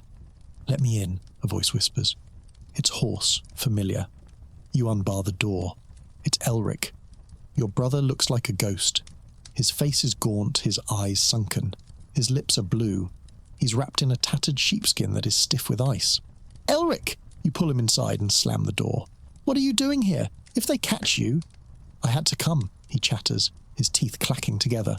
"Mother, she's sick. The winter lung, she can't breathe." Your stomach drops. Is father with her? "He's trying to keep the fire going," Elric says, huddling near the kennel hearth. "But we ran out of wood yesterday. We burned the stools. We burned the table." You stare at him. Burning the furniture is the last resort. It means the end is hours away. "I need help," Elric says, looking at the pile of logs in the corner. "Just a few pieces, please." You look at the wood. It belongs to the Lord. Stealing it is theft. You know the penalty. But you look at Elric. You think of your mother coughing in the freezing dark. "Take it," you whisper. You grab a bundle of logs, birch and oak, and tie them with a rope. It's heavy, awkward. "Hide it under your cloak," you say. "Go the back way through the midden heap. The guards don't watch the trash." Elric nods, tears freezing on his cheeks. "Thank you." "Wait," you say. You run to the food bin. You grab a hunk of the dog meat, boiled liver and barley. It's cold and greasy, but it's food. You wrap it in a rag. "Take this too." He takes it, his hands shaking. "Come back with me," he says. "I can't," you say. "If I leave, they'll know. I have to stay. I have to keep the job." He hugs you. He feels like a bag of bones. "Survive," he whispers. "Go," you say, pushing him toward the door. You watch him slip out into the night, a small shadow against the snow. You bar the door and lean against it, your heart pounding. You have just committed a crime. You have stolen from the Lord. You look at the wood pile. It's visibly smaller. If the steward checks, you rearrange the remaining logs, stacking them loosely to make the pile look bigger. It's a flimsy disguise, but it's all you have. You sit back down by the fire. Shadow puts his head on your lap. You stroke his fur, staring into the flames. You wonder if the wood will be enough. You wonder if your mother will make it through the night. The next morning the steward returns. He doesn't look at the wood. He looks at you. "Rolf was found," he says. "Is he?" "Dead," the steward says flatly. "Wolfpack got him near the North Road. Ate half of him." You feel sick. Rolf was tough. If wolves got him, they must be desperate. "You're the kennel master now," the steward says. "Don't let it go to your head. It just means if the dogs die, it's your fault." He turns to leave, then pauses. "And lock the doors tonight. The wolves are getting bold. They came right up to the walls last night." You nod, unable to speak. Rolf is dead. You are alone, and the wolves are closer than ever. That night you hear them, howling, not in the distance, but right outside the kennel walls, scratching at the stone, sniffing at the door cracks.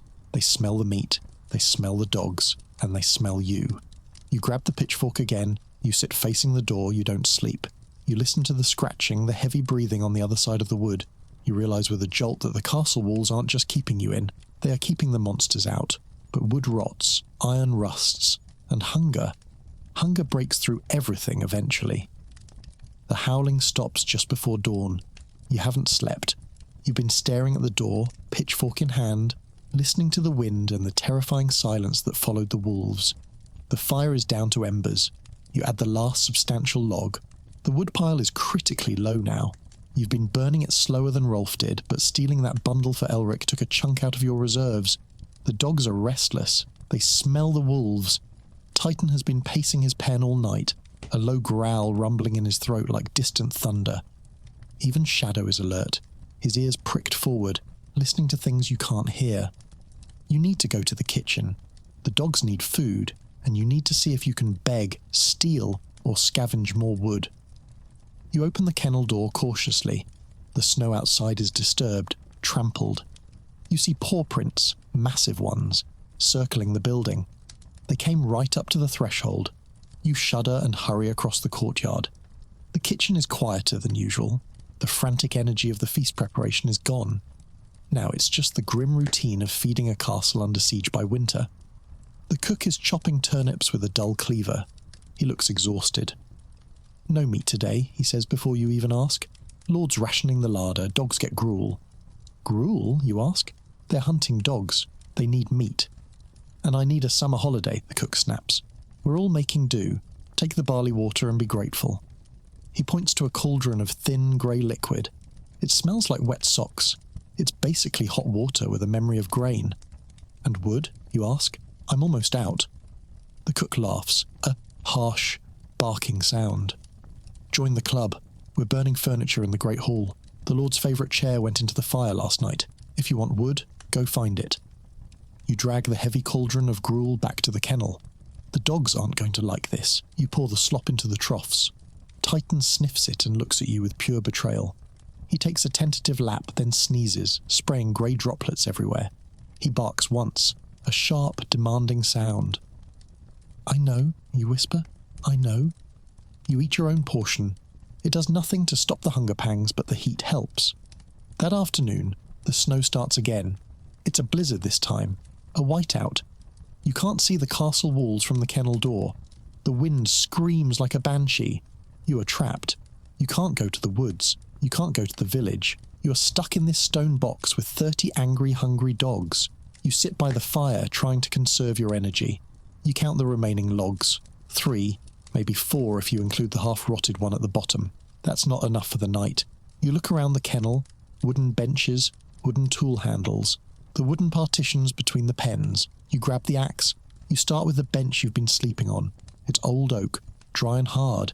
It takes effort to break it down, but it burns hot. You feed the fire. Then you start on the partitions. You choose the empty pens first. The dogs in the adjacent pens growl as you swing the axe, the noise echoing in the confined space. You tear down the wood, splintering it. It feels like vandalism. It feels like madness. But the fire roars. The heat pushes back the frost on the walls. Night falls. The storm rages. You're alone in the flickering light, surrounded by the eyes of the pack. Then the door rattles. Not the wind. A hand. You jump up. "Who's there?" "Open." "Please." It's a woman's voice. Faint. You unbar the door. A figure stumbles in, falling to the floor. It's a servant girl from the castle, one of the laundry maids. She's wrapped in a thin cloak that is soaked through. Her lips are blue. "I got lost," she whispers. "I went to the well. The snow. I couldn't find the door back." You pull her toward the fire. She's shaking so hard her teeth are clicking audibly. "Sit," you say. "Get warm." You give her your blanket. It smells of dog, but she clutches it like it's silk. You pour her a cup of warm water from the kettle on the hearth. "Thank you," she chatters. "I thought I was dead. I saw lights, but they were just snow." "You're safe," you say. She looks at the fire. Then she looks at the pile of splintered wood. "You're burning the pens?" "Better than freezing," you say. She nods. She understands. Her name is Mara. She stays with you through the night. You sit back to back near the fire, sharing body heat. She tells you about the castle. "The lady is sick," she whispers. "The cold got into her chest. The Lord is pacing. The hall's screaming at the physicians. He's scared." Good, you think, but you don't say it. Even lords freeze. Even stone walls can't stop the winter lung. "Is there any food left?" she asks after a while. "Just dog gruel," you say. "I'll take it." You share a bowl of the grey slop. It tastes better with company. Morning brings a break in the storm. The sun comes out blindingly bright on the fresh snow. The drifts are 5 feet high against the kennel walls. You have to dig a tunnel just to get out. Mara stands up, wrapping the cloak tighter. "I have to go back. If they find me missing." "Be careful," you say. She touches your arm. "You saved me. I won't forget." She leaves, disappearing into the trench you dug. You watch her go, feeling a sudden sharp pang of loneliness. You turn back to the dogs. They are lethargic, sleeping to conserve energy. Even Titan is quiet. You check the wood pile. You burned 3 pens last night. You have enough wood for maybe 2 more nights if you dismantle the storage racks. After that, maybe the roof beams? No, if you take the beams, the roof collapses. You need a plan, you need help. You decide to check on the village. The storm has covered your tracks, and maybe, just maybe, the bailiff is too busy freezing to patrol. You lock the dogs in, you grab a spear just in case of wolves and head out. The walk to the village is slow. The snow is waist-deep in places. You have to crawl over drifts. When you reach the edge of the village, you stop. It's quiet. Too quiet. You look at your family's cottage. The roof is intact, but there is no smoke. None. Your heart stops. You run, stumbling, falling, getting up again. You reach the door. It's unbarred. You push it open. The inside is freezing. The fire pit is cold, full of snow that has blown down the smoke hole. Mother? Father? You see them. They are huddled together on the bed, a mound of furs. They aren't moving. You rush over. You touch your father's face. Cold. You touch your mother. Cold. You pull back the furs. Elric is between them. He's curled up, his eyes closed. You shake him. Elric! Elric! He groans, a tiny weak sound. He's alive, you whisper. He's alive. But your parents? You check for a pulse. Your father is gone. His skin is grey, hard. He froze trying to keep Elric warm. Your mother, faint, a flutter, like a bird trapped in a cage. Mama, you say, shaking her, wake up. Her eyes flutter open. They are glassy, unfocused. She looks at you, but she doesn't see you. Fire, she whispers. Fire. You look around. There is nothing to burn. They burned the furniture. They burned the handle of the broom. There is nothing left, except the cottage itself. You realize what you have to do. You have to move them. Now. Elric, get up, you command. You slap his cheeks. Get up, we're leaving. He blinks at you, dazed. Where? The kennel, you say. It's warm, there's food. Father, he asks, looking at the still form beside him. He's gone, you say, your voice breaking. We can't help him. Help me with Mother. It takes everything you have. You drag your mother out of the bed. She is dead weight. You wrap her in the warmest furs. You support her on one side, Elric on the other. You leave your father there. You leave him in the cold house he built, the house he died trying to keep warm. You close the door, but you don't look back. The trek back to the castle is the hardest thing you have ever done. Every step is a fight against gravity, against the snow, against the grief that is trying to crush your lungs.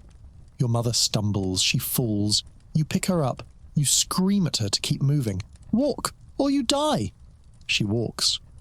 Driven by some primal instinct, she puts one foot in front of the other. You reach the castle gate. The guards look down at you. Kennel master, you shout. These are extra hands. I need help with the dogs. The guard recognizes you. He doesn't know your family. He just sees 3 freezing peasants. He shrugs and opens the postern gate. Make it quick, he says. You drag them into the kennel. You lay your mother by the fire. You pile straw over her. You feed Elric the last of your own gruel. You sit there, watching them breathe. They are safe, for now. You look around the kennel. You have 3 people to feed, 30 dogs, and wood for 2 nights. You realize you have crossed a line. You're smuggling your family into the Lord's castle. If you're caught, you will all hang. But looking at your mother's face, slowly gaining colour in the firelight, you know you made the right choice. You are a thief. You are a liar. You are a survivor. And the winter hasn't beaten you yet. Hiding your family in the kennel isn't a solution. It's a delay of execution. You know this. Every time the latch on the heavy oak door rattles, your heart stops. Is it the steward? Is it a guard? Is it the Lord himself come to check on his precious hounds? For 3 days, you manage. Elric is small enough to hide in the empty feed bin when footsteps approach. Your mother is harder. She's still weak, drifting in and out of a feverish sleep. You've built a nest for her in the far corner, behind a stack of old crates and spare kennel partitions. You cover her with the darkest furs so she blends into the shadows. When someone enters, you cough loudly, bang buckets, or make the dogs bark to cover any sound she might make. It's a high-wire act, and you are exhausted. You haven't slept more than an hour at a time since you brought them here, but the kennel has changed. It's not just a workplace anymore, it's a conspiracy. Elric helps with the mucking out, moving silently like a ghost. He's terrified of the dogs, but he's more terrified of being caught. He learns to mix the gruel, to fill the water troughs without spilling. He earns his keep in secret. Then, on the fourth morning, the inevitable happens. The door opens, and it isn't the steward. It's the castle physician, a man in a long robe carrying a leather bag that smells of camphor and vinegar. He's here for the dogs. One of the older hounds has a cyst that needs lancing. He walks straight past you, heading for the sick dog's pen. But he stops. He turns his head, sniffing the air. "Sickness," he murmurs. He doesn't mean the dog. He means the human smell of fever sweat and infection coming from the corner. He walks toward the crates. "No," you shout, stepping in front of him. "Don't go back there. It's a sick dog. Very contagious. Mange." The physician looks at you over his spectacles. "I treat mange, boy. Move." He pushes past you. He moves the crates. He pulls back the furs. Your mother looks up at him, her eyes wide and glassy. She wheezes, a rattle deep in her chest. The physician stares. He looks at Elric, who is frozen by the feed bin. He looks at you. "You brought the plague into the castle," he whispers, backing away. "It's not the plague," you plead. "It's the winter lung. Just the cold." "It is death," he says, his voice trembling. "Peasant filth. You've doomed us all." He turns and runs for the door. "Stop him," Elric screams. You don't think. You tackle the physician. He's old and frail. He goes down easy. You hit the stone floor hard, knocking the wind out of him. You pin him down, your hand over his mouth. "Please," you hiss. "Please don't tell. We'll leave. We'll go right now." The physician stares up at you, terror in his eyes. He nods frantically against your hand. You slowly release him. He scrambles back, clutching his bag. "Go," he gasps. "Get them out, now, before I change my mind." He flees the kennel. You look at Elric. "Pack the food, everything we can carry." "Where are we going?" Elric asks, panic rising in his voice. "Back to the village? It's a graveyard." "No," you say. "We're going to the crypts, the castle crypts. You've heard stories. They run deep under the main keep, old tunnels used for storing wine, ice, and dead ancestors. They're warmer than the outside, and more importantly, nobody goes down there in winter. You grab a sled, one used for hauling dog food. You pile furs onto it. You help your mother onto the sled. She's lighter than she should be. You sneak out the back way through the midden yard. The snow is falling again, a light dusting that covers your tracks. You navigate the service alleys, dodging patrols. You reach the heavy iron grate that leads to the cellars. It's locked. You curse. You pull at the bars. Rusted shut. "The drainage tunnel," Elric whispers. The drainage tunnel. It carries runoff from the castle kitchens. It's foul, slimy, and narrow, but it leads inside. You drag the sled to the tunnel opening. It's half-frozen sludge. You have to crawl. You push the sled ahead of you. The smell is atrocious. Rotting vegetables and grease. Your mother coughs, the sound echoing in the pipe. "Quiet," you beg. You crawl for what feels like miles. Your knees are scraped raw. Finally, the tunnel widens. You emerge into a large vaulted chamber. It's dark, silent, and smells of dust and old wine. The crypts. You find a dry corner behind a stack of barrels. You set up a camp. It's not much, but it's hidden. "Stay here," you tell Elric. "Don't make a sound. I have to go back to the kennel." "Why?" he asks. "Because if I'm missing, they'll look for me. I have to pretend everything is normal." You crawl back through the tunnel. You clean yourself off as best you can with snow. You return to the kennel just as the steward walks in. "Physician said he was here," the steward says, looking around suspiciously. "Said he heard strange noises." "Just the dogs, sir," you say, sweeping the floor. "They're restless. The storm." The steward sniffs. He walks to the corner where your mother was. "It's empty. You cleared it out." "Humph," he grunts. "Keep them quiet. The Lord has a headache." He leaves. You sag against the wall. Safe for another hour. That night, you sneak back to the crypts with food. More dog stew, a stolen loaf of bread, a wineskin of water. Your mother is sleeping. Elric is keeping watch. "It's spooky down here," he whispers. "I hear things." "Just rats," you say. "No, voices, singing." You listen. Faintly, drifting down from the stone ceiling, you hear it. Singing. A choir is coming from the chapel directly above you. They are singing a requiem. Someone important has died. You wonder who. Maybe the Lord's wife, or maybe just another servant who didn't wake up. You spend the next week living a double life. By day, you are the kennel master, feeding dogs, mucking stalls, bowing to nobles. By night, you are a tunnel rat smuggling supplies to your secret family underground. You start to learn the castle's secrets. You learn which guards sleep on duty. You learn which kitchen maids leave the pantry unlocked. You learn that the castle, for all its stone strength, is rotting from the inside. The food stores are lower than they admit. The firewood is almost gone. The servants are whispering about rebellion. One night, while you're in the crypts, you hear footsteps, not Elric's. Heavy boots. You blow out your candle. You pull Elric and your mother deep into the shadows behind a sarcophagus. Two men enter the chamber. They're carrying a torch. One is the steward. The other is a man you don't recognize. A merchant by the look of his clothes. "This is the last of the reserve wine," the steward says, tapping a barrel. "Vintage from the old king's reign. Worth a fortune?" "And the grain?" the merchant asks. "Sold. Loaded on your wagons tonight. The lord thinks it's being rationed to the garrison. He doesn't know I'm selling it south." You freeze. The steward is stealing the castle's food. He's selling it while the peasants starve, while the lord's own household goes hungry.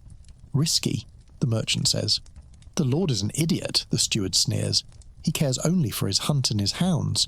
He'll freeze before he notices the granary is empty. I plan to be in Italy by spring." They laugh. They count gold coins, the clinking sound echoing in the silence. You watch them. You feel a cold rage building in your chest. This man took your cow. He took the village's grain.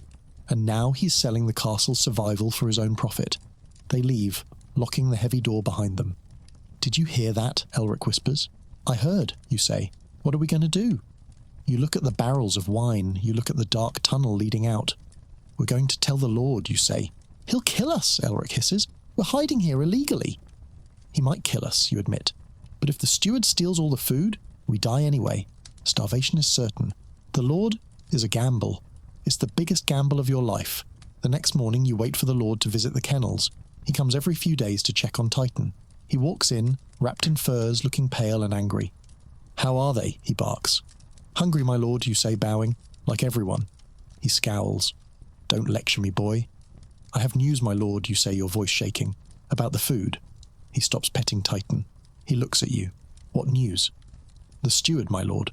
He's selling it. The grain, the wine. Tonight." The lord stares at you. "You dare accuse my steward of theft? Based on what?" "I heard him," you say. "In the crypts." "The crypts? What were you doing in the crypts?" "Hiding my family, my lord," you say. "The truth. It's the only card you have left. My mother is dying. My father froze to death. I brought them inside to save them." The lord is silent. His face turns red, then purple. He looks like he might strike you. He draws his dagger. "You trespasser," he whispers. "You vermin." "Kill me if you must," you say, looking him in the eye. "But check the wagons at the south gate tonight.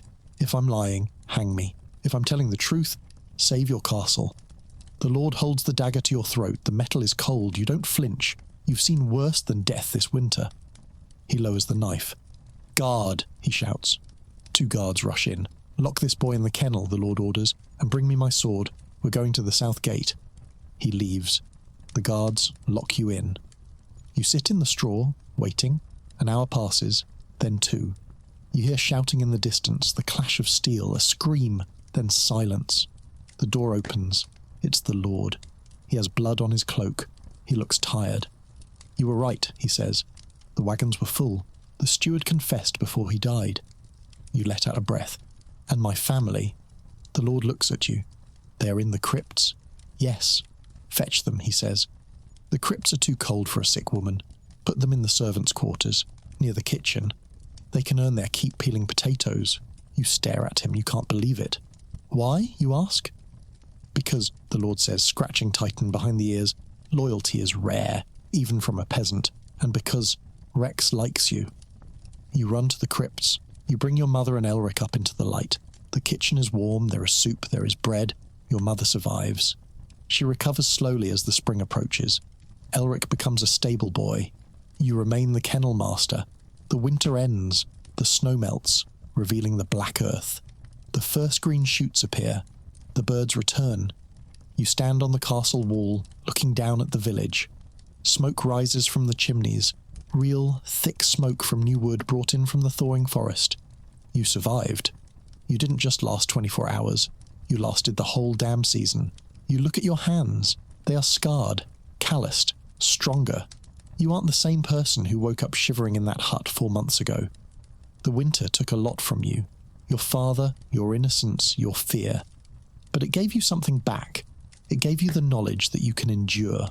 That no matter how cold it gets, no matter how dark the night, you can keep the fire burning. And that, in the end, is the only history lesson that matters. You might think that when the snow melts, the nightmare ends. You might picture flowers blooming, birds singing, and the world turning into a green paradise. But you'd be wrong. In the medieval world, spring doesn't arrive with a gentle touch. It arrives with a stench that could knock a horse unconscious. Welcome to the Great Thaw, or as you've come to call it, the season of mud. For 4 months, the castle and the village have been freezing. But freezing has a benefit. It locks everything in place.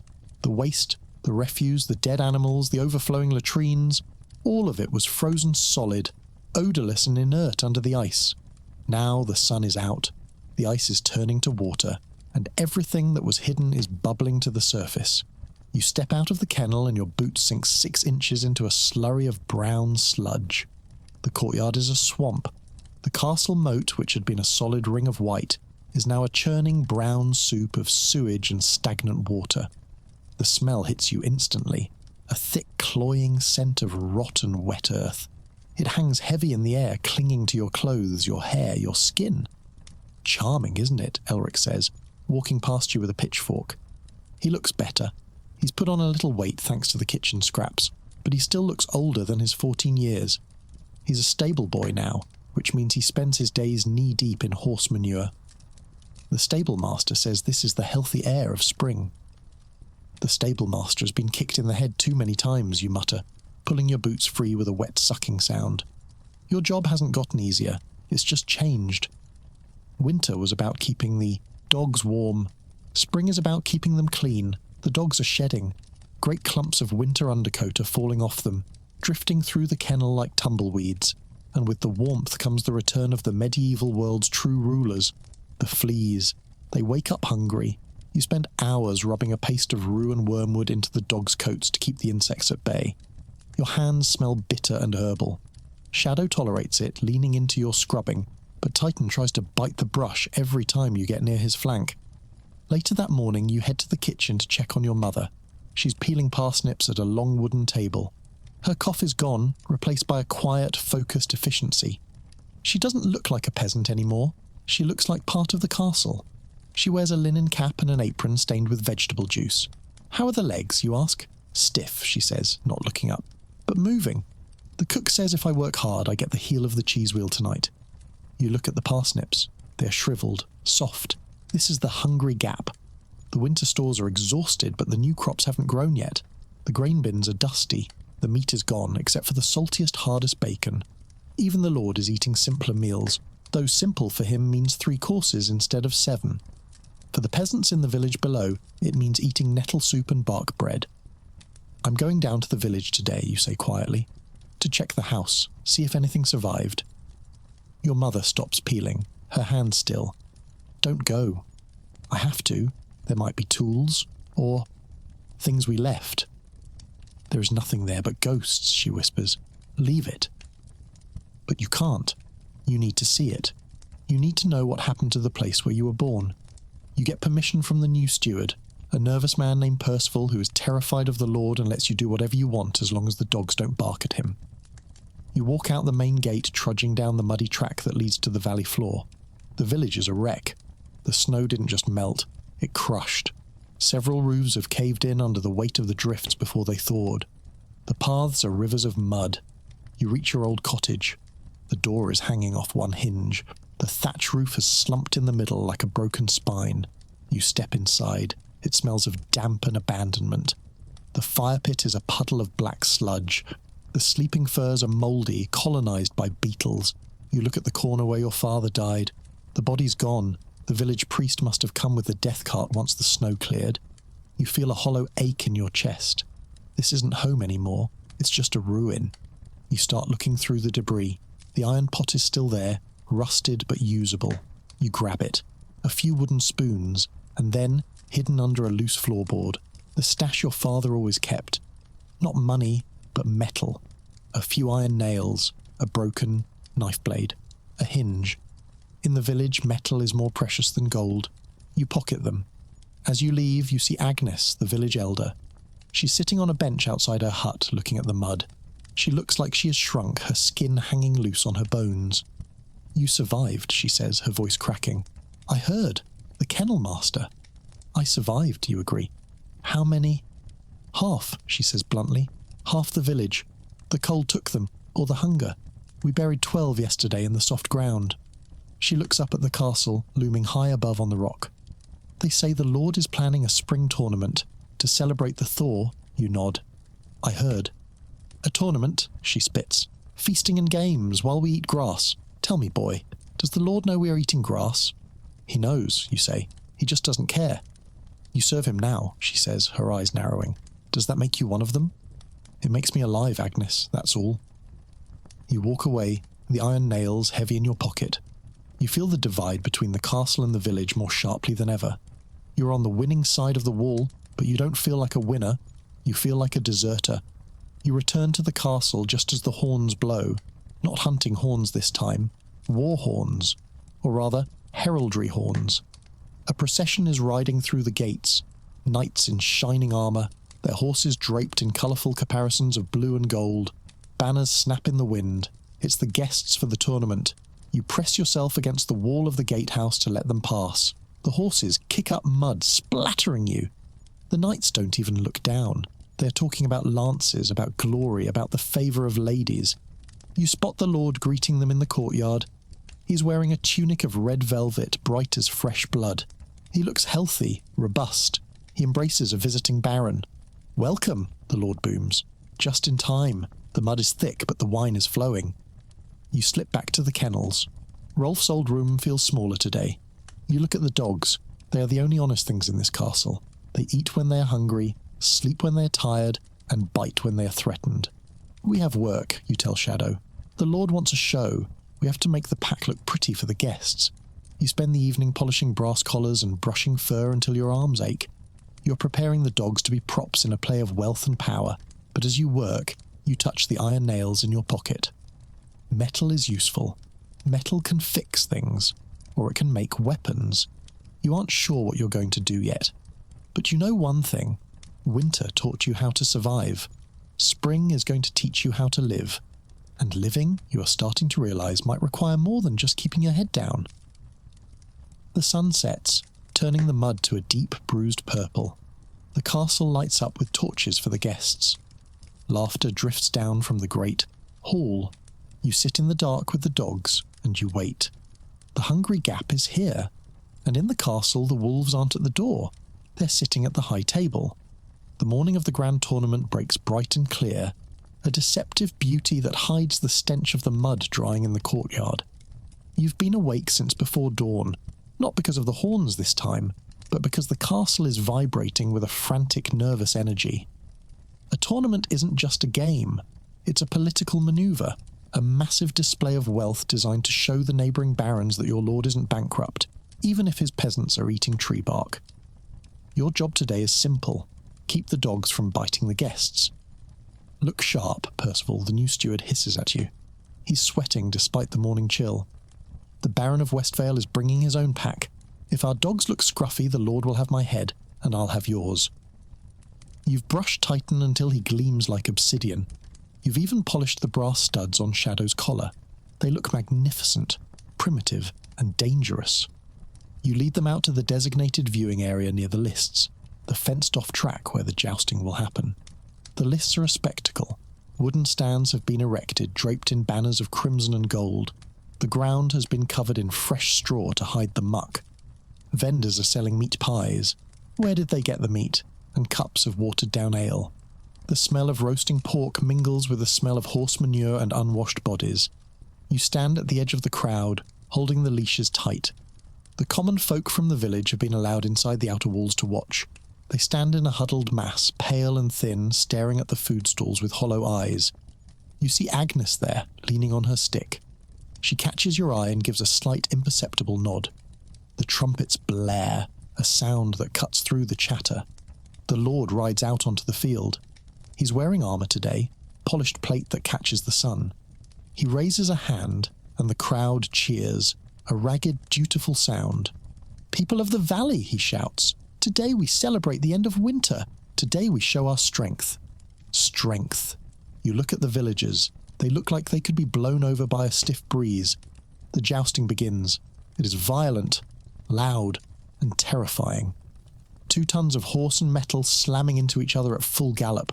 Lances shatter, sending splinters flying into the crowd. Men are thrown from their saddles, landing with bone-jarring thuds. The crowd gasps and cheers with every hit. It's blood sport disguised as chivalry. Titan barks at the horses. You yank the leash. Easy. Suddenly a commotion near the food stalls. A boy, one of the village kids, has grabbed a pie and is running. "Thief!" a vendor screams. 2 guards give chase. The boy is fast, desperate, but the mud slows him down. 1 guard catches him by the collar, throwing him to the ground. The pie flies into the dirt. "Let him go," a woman screams. It's the boy's mother. The guard raises a club. Without thinking, you drop the leashes. "No!" you shout. Titan and Shadow, sensing the sudden release and the aggression in the air, surge forward. They aren't attacking the boy. They are reacting to the violence. Titan slams into the guard, knocking him flat into the mud. The guard screams, dropping the club. Shadow stands over him, growling, teeth bared. The crowd freezes. The jousting stops. The Lord turns his horse, staring at the scene. "Control your beasts," the Lord bellows, his face red with fury. You run forward, grabbing Titan's collar. "Down, Titan, down!" The dog hesitates, then backs off, though his hackles are still raised. The guard scrambles away, pale as a sheet. "Who is responsible for this?" the Lord demands, riding over. He towers above you, his horse stamping near your feet. "I am, my lord," you say, kneeling in the mud. "I dropped the leash. It was an accident." An accident. The Lord points his lance at you. "You interrupted the king's games. You set dogs on my men." "The boy was hungry, my lord," you say, your voice quiet but carrying in the silence. "Hunger is no excuse for theft," the Lord says coldly, "and incompetence is no excuse for chaos." He looks at the guard. "Take the boy to the stocks. Let him cool off for a day." Then he looks at you. And you. You clearly need a reminder of your station. 10 lashes. Now. The crowd murmurs. 10 lashes is brutal. It can flay the skin off a man's back. "My lord," a voice says. It's the visiting Baron of Westvale. He rides up, looking amused. "The boy showed spirit, and your dogs, they are loyal. They defended the weak, a rare trait." The Lord hesitates. He can't look weak in front of his rival. "Perhaps," the Lord grunts. "Very well, no lashes, but you will clean the stables alone for a week, after your kennel duties. It's a punishment of exhaustion. It means 20-hour work days, but it's better than the whip." "Thank you, my lord," you whisper. You drag the dogs back to the kennel. Your hands are shaking again, just like in the woods with the wolf, but this time it's not fear, it's rage. That night you go to the stables to start your punishment. Elric is there, mucking out a stall. "You're crazy," he says, looking at you with wide eyes. You stood up to him. "I didn't stand up to him," you say, grabbing a shovel. I couldn't watch."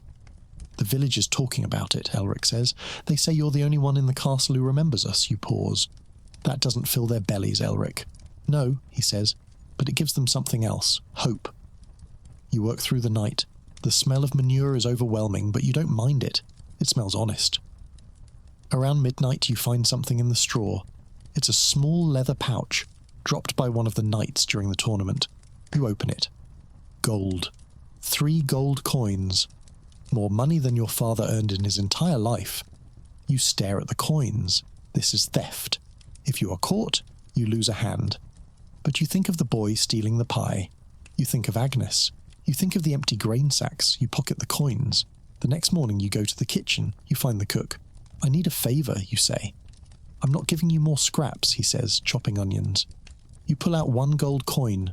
The cook's eyes bulge. "I don't want scraps," you say. "I want a sack of flour and a wheel of cheese, and I want you to leave the back door unlocked tonight." The cook looks at the coin. He looks at you. He bites the gold to test it. "Done," he whispers. That night, under the cover of darkness, you sneak out of the castle. You carry the flour and the cheese down the muddy track to the village. You leave it on Agnes's doorstep. You knock once, hard, and run back into the shadows. From the castle wall you watch as her door opens. You see her silhouette against the firelight. She finds the food. She looks up toward the castle. You don't wave. You just turn back to the kennels. You are tired. Your back aches. You smell like a stable. But as you lie down next to Shadow, you feel warm. The winter tried to kill you. The Lord tried to break you. But you are still here. And now you have a secret. You aren't just a survivor anymore. You're a player in the game. And spring is just beginning. The next few weeks pass in a blur of labour and secrecy. You develop a routine. By day, you are the model servant. Quiet, diligent, smelling faintly of dog and horse. You clean the stables until the stone floors are cleaner than the Lord's dining table. You feed the dogs, groom them, and train them until they obey your slightest hand signal. The Lord notices. He stops ignoring you and starts nodding at you. A curt, dismissive gesture, but an acknowledgement nonetheless. Good with the beasts, he remarks one day, watching Titan heal perfectly at your side. Better than Rolf ever was. Maybe you have a future here after all. A future. Being the Lord's property forever. You bow low to hide the expression on your face. By night, you are a ghost. You still have 2 gold coins left. You use them carefully. You bribe a guard to look the other way while you smuggle out scraps from the feast leftovers. Bones with meat still on them, heels of bread, bruised apples. You leave them at the edge of the village near the old well. You never let anyone see you. You're becoming a legend in the village. The castle ghost, they call you. Agnes knows, of course, but she keeps her mouth shut. But the castle is changing. The air is thick with tension. The Baron of Westvale hasn't left. He's extended his stay, citing urgent matters of alliance. He and your lord spend hours locked in the solar, arguing. You hear snippets when you pass the doors. Taxes, borders, troops, war is coming. You can smell it, just like you smelled the snow. One evening, Elric finds you in the kennel. He looks worried. The blacksmith is making weapons, he whispers. Not horseshoes, spearheads, hundreds of them. For the Lord, you ask? For everyone. He says the Baron is going to siege us. He says the Lord refused to pay a debt. A siege. If winter was a slow death, a siege is a fast one. It means being trapped inside the walls while an army starves you out. It means the village will be burned first to deny the enemy cover. We have to get Mother out, Elric says. If the fighting starts. Where would she go, you ask? The roads will be blocked. The forest, Elric says. There are caves. Old Thomas used to talk about them. Deep in the ravine. It's a desperate plan. But staying in the castle during a siege is a death sentence for servants. You'll be the first to starve, or the first to be sent to the walls to catch arrows. We need supplies, you say. More than scraps. We need blankets, tools, weapons. I can get blankets from the stable, Elric says. Horse blankets. They're thick. I have the nails, you say, patting your pocket. And the iron pot. We need food. Real food. Not just for a day, for a month. You look at the dogs. 30 mouths to feed. If a siege happens, the dogs will be the first to be killed. Not by the enemy, but by the Lord. To save food, or to eat them. You look at Shadow. You saved him once. You aren't going to let him end up in a stew pot. We leave in 2 nights, you say. The moon will be dark. Gather what you can. 2 nights later, the castle is asleep. The guards are lax. They don't expect trouble from the inside. You meet Elric and your mother by the postern gate. Your mother is stronger now, walking on her own, carrying a bundle of stolen linens. Elric has a sack of oats and the horse blankets. You have a pack filled with dried meat, dog food technically, but edible, and a water skin. And you have Shadow. He is quiet, sensing the stealth. But you aren't just taking Shadow. You open the kennel gate. Go, you whisper to the pack. Run. Titan looks at you, confused. Then he smells the night air. He smells the forest. He trots out, silent as a wolf. The others follow, 30 dogs slipping into the darkness. They will scatter, become wild, maybe survive. Better than the alternative. You lead your family out. You stick to the shadows of the wall. You reach the tree line. Halt! A torch flares. A guard steps out from behind a tree. It's not one of the usual lazy sentries. It's the captain of the guard, a man named Kale who has never liked you. Going somewhere, Kennel Master? He sneers, drawing his sword. With the Lord's property? He points the sword at your mother. And you, the sick cook. I wondered where the extra rations were going. You step in front of her. You have a knife, a small skinning blade you stole from the kitchen. Against a sword, it's a joke. Let us go, Kale, you say. The Baron is coming, you know it. This place is a tomb. Maybe, Kale says. But I'm paid to keep the rats inside. Drop the pack. You drop it. Now the knife. You hesitate. Shadow growls, a low rumble that vibrates through your legs. Call off the dog, Kale warns, shifting his stance, or I gut him. Shadow, stay, you say, but you don't mean it. You signal him with your hand, a small twitch of the fingers Rolf taught you. Attack. Shadow launches himself. He hits Kale in the chest, knocking him back into the snow. Kale screams, dropping the torch. The sword swings wild, missing the dog by an inch. Run! You shout to Elric. You grab the pack. Kale is wrestling with the dog, cursing. Shadow bites his arm, tearing through the leather bracer. You run. You plunge into the forest, your mother and brother ahead of you. You hear Kale shouting behind you, hear the alarm bell start to ring in the castle. Shadow! You whistle, a sharp piercing sound. A moment later, a black shape comes tearing through the underbrush. He's limping slightly, but he's coming. He catches up to you, panting, blood on his muzzle. Not his own. You run until your lungs burn. You run until the castle lights are just distant stars. You reach the ravine. It is steep, treacherous in the dark. You slide down, grabbing roots to slow your descent. There, hidden behind a curtain of ivy, is the cave. It's small, dry, and smells of bear, but is empty. You crawl inside. You collapse on the stone floor. You're safe. You spend the night huddled together under the horse blankets. Shadow sleeps at the entrance, guarding. The next morning you look out. Smoke is rising from the valley. The siege has begun. You see the Baron's army surrounding the castle. You see the village burning. The Lord torched it just as you predicted. But you're not there. You are in the wild. You have your family. You have a dog. You have a knife and a sack of oats. You survived the winter. You survived the castle. Now you have to survive the war. But as you look at the green shoots pushing through the soil near the cave mouth, you feel something new. Not fear, not hunger. Freedom. It's cold. It's dangerous. But it's yours. You wake up to the sound of thunder. But the sky is clear. It's a brilliant, piercing blue that hurts your tired eyes.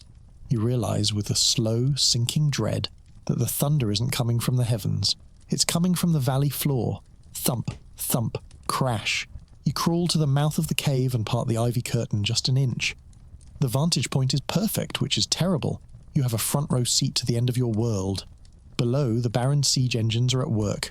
Trebuchets, massive wooden arms swinging up, releasing boulders the size of sheep. You watch one arc through the air and slam into the castle's outer curtain wall. Stone shatters. Dust plumes up. Even from here, miles away, you feel the vibration in the soles of your boots. The village, your village, is a smouldering black scar. The Lord burned it to clear the line of sight for his archers. The cottages where you were born, where Thomas froze, where you learned to walk, gone. Just ash and chimney stacks sticking up like broken teeth. You pull back into the cave, its damp, smelling of wet limestone and the musky scent of the previous tenant, a bear that thankfully hasn't returned. Your mother is awake, organising the meager supplies. Elric is sharpening a stick with a flat stone. Shadow is pacing, agitated by the noise of the bombardment. We can't stay here forever, Elric says, looking at the stick. It's a pathetic weapon against a knight, but it's better than nothing. We stay until the fighting moves, you say. If we go down there now, we're either conscripted to dig trenches or killed for being looters. You are now masterless men. In the medieval legal system, this is a crime punishable by branding or death. You have no lord, no land, and no protection. You are outlaws. The first problem, as always, is food. You have the sack of oats and the dried meat, but with 3 adults and a large dog that will last a week at best. And you can't light a fire. Smoke would give away your position to the foraging parties scouring the woods for timber and game. So, you eat the oats raw, mixed with cold water from a trickle in the back of the cave. It tastes like wet dust. It sits in your stomach like a lump of clay. I'm going to check the snares, you say. The old one's deep in the ravine. You leave the cave, moving low and slow. You've traded the white camouflage of winter for the mud and green of the early spring. You rub dirt on your face and hands to dull the shine of your skin. You aren't a kennel master anymore. You're a forest creature. The woods are different now. They are crowded, not with animals, but with desperation. You see signs of other refugees, a trampled patch of ferns where someone slept, a picked clean carcass of a squirrel, a footprint in the mud that is too small to be a man's, a child wandering alone. You check your old snare lines. They've been looted. Someone else got there first. The wire is cut. You curse silently. Competition. You move deeper, away from the castle, away from the village. You find a patch of wild garlic, ramsons. You dig them up with your fingers, dirt and all. Its strong, pungent flavour that will hide the taste of the oat paste.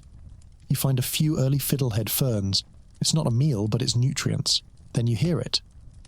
Voices. Check the ridge. They might have hidden the livestock up there. Soldiers. Not the lords. The baron's men. Foraging parties. They are looking for exactly what you are. Food. But they are looking for it on two legs. You drop flat into the undergrowth. The ground is wet, soaking your tunic instantly. You hold your breath. Two men walk past, not 20 feet away. They are wearing chainmail hauberks that jingle softly. They carry crossbows. I heard there were wine cellars in the keep, one says. Once we breach the wall, I'm drinking until I can't see. Focus on the food, the other grunts.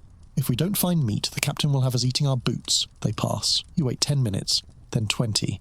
You realise the woods aren't safe. The war has spilled over. The Baron's army is like a locust swarm. They will eat everything in a 10-mile radius. Every deer, every rabbit, every root. You return to the cave with your handful of garlic and ferns. It feels like a defeat. Soldiers, you whisper to your mother. Foragers. They're combing the woods. She nods, her face grim. She takes the garlic and starts crushing it between two stones. We need to move higher, she says. Up the mountain, above the tree line. There's nothing up there, Elric argues. Just rocks and wind. There are goats, she says. Mountain goats. And no soldiers. Soldiers are lazy. They won't climb unless they have to. It's a risk. The higher you go, the colder it gets again. You'll be trading the danger of men for the danger of the elements. But looking at the smoke rising from the valley, at the stone shattering under the trebuchets, you know she's right. You spend the rest of the day packing. You wrap your feet in extra layers of the stolen horse blankets. You tie the supplies tight. As dusk falls, the bombardment stops. The silence is sudden and ringing. But then a new sound begins. Screams. Faint, distant, carried on the wind. The Baron's men are launching a night assault. Or maybe they caught some refugees. You look at Shadow. He is standing at the cave mouth, a low growl in his throat. He wants to go down there. He wants to fight. No, you tell him, gripping his ruff. We survive. That's the fight. You step out into the twilight. The climb ahead is steep, rocky, and dark. You're leaving the known world behind. You're leaving the war behind. You start to climb. The rocks tear at your hands. The wind picks up, colder now, smelling of snow from the peaks. You don't look back at the burning valley. You look up at the first stars appearing in the indigo sky. You're climbing toward nothing. But nothing is safer than what lies below. You climb until your hands are raw, and your lungs burn with the thin, cold air. The forest has fallen away beneath you, replaced by a landscape of jagged shale and scrub brush that claws at your ankles. It is a vertical wasteland. The darkness is absolute, save for the stars. You can't use a torch. A light up here would be a beacon to every sentry in the valley.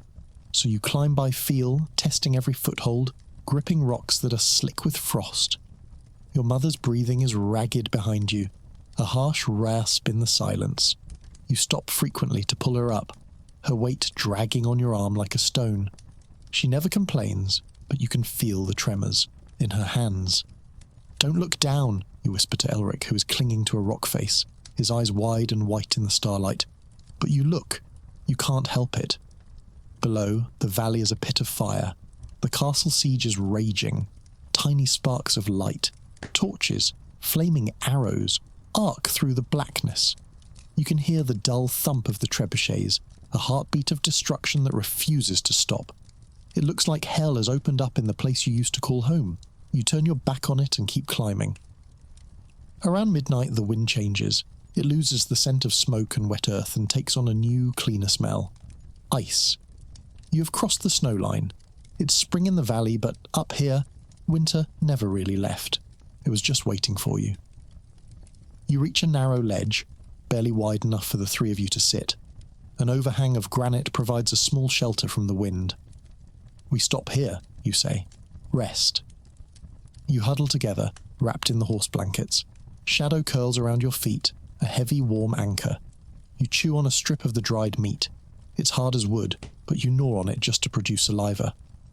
Are we safe? Elric asks, his voice thin. Safe from men, you say. Soldiers won't climb this high in armour. They're lazy. They want easy plunder. But we're freezing, he says. Freezing is slow, you say. A sword is fast. I prefer slow. You sleep fitfully, waking every time the wind shifts. You dream of falling, of the castle walls crumbling under your feet. Morning brings a view that is terrifyingly beautiful. You are high above the world. The clouds are below you, a sea of grey cotton clinging to the mountain's waist. Above, the skies are hard, metallic blue. The sun hits the snow around you, blindingly bright. You stand up, shielding your eyes. You're on a ridge. To your left, a sheer drop. To your right, a steep slope leading up to the peaks. And ahead, goats, you whisper. A small herd of mountain goats, ibex maybe, is picking its way across a cliff face that looks vertical. They are shaggy, sure-footed, and substantial. Meat, Shadow whines, staring at them.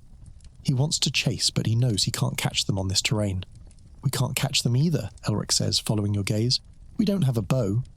You curse silently. You left the bow in the cottage. You have a knife and a sharpened stick. Unless the goats decide to jump into your lap, they might as well be on the moon. We don't need to catch them, your mother says. She's melting a handful of snow in the iron pot, using her own body heat to warm it slightly. We need to see what they eat. You watch the goats. They're digging at the snow with their hooves, uncovering patches of lichen and tough alpine moss. We can't eat moss, Elric says, disgusted. We can if we boil it, your mother says, and pine needles. The tea kept us alive before. It will keep us alive again. You spend the morning foraging. It is a grim harvest. You scrape rock tripe, a black leathery lichen off the boulders. It tastes like dirt and rubber, but it fills the stomach. You find a few stunted pine trees and strip the needles. It is a starvation diet. You know it. You are burning more calories climbing and shivering than you are consuming. This is a temporary solution. We need a trap, you say, a deadfall. You find a heavy flat slab of rock. You prop it up with a complex arrangement of sticks, baiting the trigger with a tiny piece of the dried meat. It's a gamble. You're using food to get food. If it fails, you've wasted a meal. You set the trap near a goat path, and then you wait. The waiting is the hardest part. In the castle, you are always moving, always working. Here, you just sit. You watch the sun move across the sky. You watch the clouds swirl below. You feel your own body consuming itself. By evening, the trap hasn't sprung. The goats are too smart or too well fed on moss to care about your bait. You return to the ledge. The wind is howling now, screaming through the peaks. It feels personal. It feels like the mountain is trying to shake you off. Look, Elric says, pointing down. The clouds below have parted. You can see the castle again. It's burning. The keep, the massive stone tower that seemed indestructible, is engulfed in flames. The roof has collapsed. A column of black smoke rises up, punching through the cloud layer. They breach the walls, you say. You watch in silence as the symbol of the Lord's power turns into a chimney. The granaries will burn, the stables will burn, the kennels. You look at Shadow. If you hadn't taken him, he would be ash right now. The Lord is dead, your mother says. There is no triumph in her voice, only a flat statement of fact. And the Baron has won, you say. Does it matter? She asks. One lord replaces another. The taxes stay the same. The hunger stays the same. She's right. The name on the banner changes, but the life of the peasant does not. We can't go back down, you say. Not yet. The Baron's men will be looting for weeks. They'll hunt down anyone they find in the woods. So we stay here, Elric asks, and eat moss. We keep moving, you say. Over the pass. Over the pass? Elric looks at the snow-capped peaks. To where? To the other side, you say. To the next valley. Maybe there's a village there. Maybe there's no war. It's a myth. A hope. You have no idea what's on the other side. It could be a glacier. It could be an army of bandits. But you can't go back. The way back is death. The way forward is unknown. You settle in for the night. You wrap your arms around Shadow. You listen to the wind. You are cold. You are hungry. You are homeless.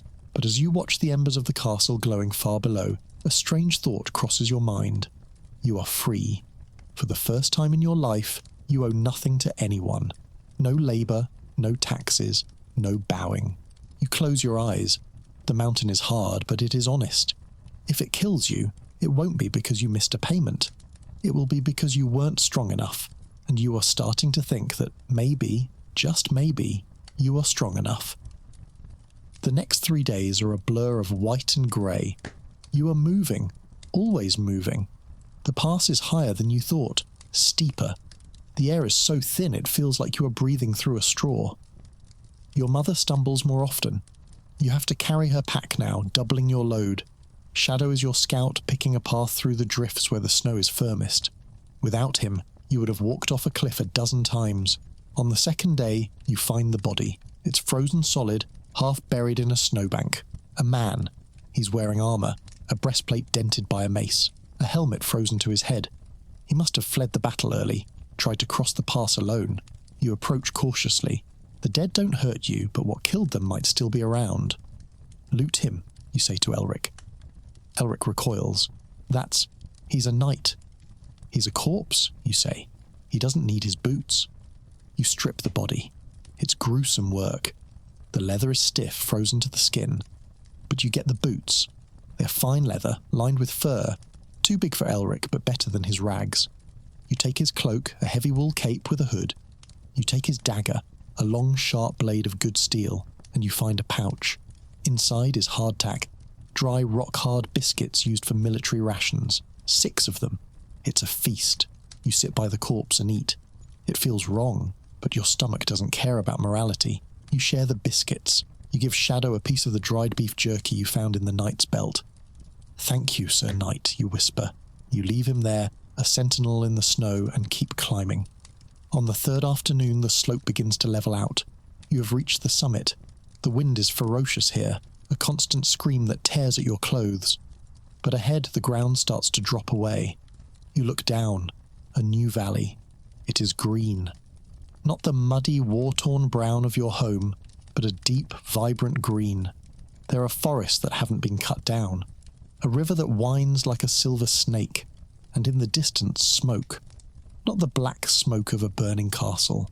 Thin, grey wisps rising from chimneys. A village. "Look," you say, pointing. Your mother starts to cry. Elric just stares, his mouth open. "Is it real?" he asks. "We'll find out," you say. The descent is faster but harder on the knees. You slide down scree slopes, navigate through dense pine forests. The air gets warmer with every step. You shed the heavy furs, tying them to your packs. You can smell pine resin, damp earth, flowers. By evening you reach the tree line, you set up camp near a stream. The water is cold but clear. You drink until your belly aches. You don't have to melt snow. You don't have to filter out mud. It's just water. You sleep that night without fear of freezing. You sleep deeply, dreamlessly. The next morning you approach the village. You stop at the edge of the woods, watching. It looks peaceful. Farmers are in the fields, ploughing. Children are playing near a well. There are no soldiers, no banners. "What if they don't want us?" Elric asks. "We're strangers, beggars." "We aren't beggars," you say. "We have skills. I know dogs. You know horses. Mother knows herbs." You walk out of the woods. Shadow is at your side, looking majestic despite his limp. You're dirty, ragged and thin, but you are walking tall. A farmer spots you. He stops his plough. He watches you approach, his hand resting on a hoe. He doesn't look hostile, just wary. "Good morning," you say, your voice raspy from days of silence. "Morning," the farmer says. He looks at your group. He sees the dog. He sees the woman leaning on your arm. "Coming from the pass?" "Yes." He whistles low. "Nobody comes from the pass. Not this time of year." "We did," you say. "Running from the war?" he asks. He knows. News travels, even over mountains. "The war is over," you say. "The castle burned." The farmer nods. "Bad business. Lords fighting lords. We stay out of it here." "We need work," you say. "We can pay for food. We have trade." The farmer looks at you. He looks at your hands, scarred and tough. He looks at your eyes. He sees what you've survived. "My barn needs a roof," he says, "and the smith needs a hand with the bellows. Can you swing a hammer?" "I can swing anything," you say. "Go see him then. Name's Caelan. Tell him Hrolf sent you." You walk into the village. People stare, but no one throws stones. You find the smithy. You find an empty shed where you can sleep in exchange for labour. That night, you sit outside the shed. You're eating fresh bread. Warm, soft, made from wheat grown in this valley. It tastes like life. You look up at the mountain. It looms above you, a white wall against the stars. You climb that. You beat the winter. You beat the war. You look at Shadow, sleeping by your feet.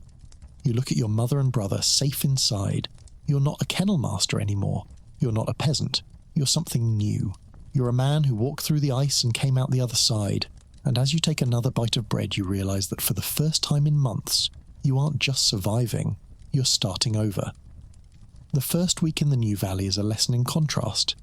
You expected paradise, but paradise has calluses. The village, called Green Hollow, is prosperous compared to your old home. But that prosperity is guarded. You are the mountain folk, a title that comes with suspicion. You sleep in a barn, you work for food, and you watch your step, but you are alive. And after the winter you've had, being looked at sideways by a farmer is a small price to pay for not freezing to death. Your mother finds her place first. The village healer is an old woman with failing eyesight, and she needs help gathering herbs. Your mother knows the plants. She knows which roots stop a fever and which leaves dull pain. Within days, she is indispensable. She comes home to the corner of the barn you've claimed, with eggs, cheese, and stories of the locals. Elric is working in the fields. It's hard labour, pulling rocks from the soil before planting, but he's stronger than he looks. The farmer, Hrolf, treats him fairly, which is to say he yells at him only when he deserves it. You are at the smithy. Caelan the smith is a bear of a man, silent and intense. He doesn't ask about your past. He hands you a hammer and points at a glowing bar of iron. Hit it, he says, so you hit it. You learn the rhythm of the forge. Heat, strike, fold, cool. It's hypnotic. It's also warm. The forge is the warmest place you've ever been. You spend your days sweating, covered in soot, your muscles aching in a new, satisfying way. Shadow becomes the village mascot. At first, people were terrified of him. He's a war dog, a mastiff bred to hunt boar. But Shadow, having survived starvation and a bear trap, has decided he is retired. He spends his days sleeping in the sun outside the smithy, accepting pats from brave children and growling only at the occasional fox. One evening, Caelan hands you a piece of metal. It's a knife blade, rough and unpolished. Yours, he grunts. Finish it. It's a test. You spend the next 3 nights grinding, sharpening, polishing. You make a handle out of deer antler.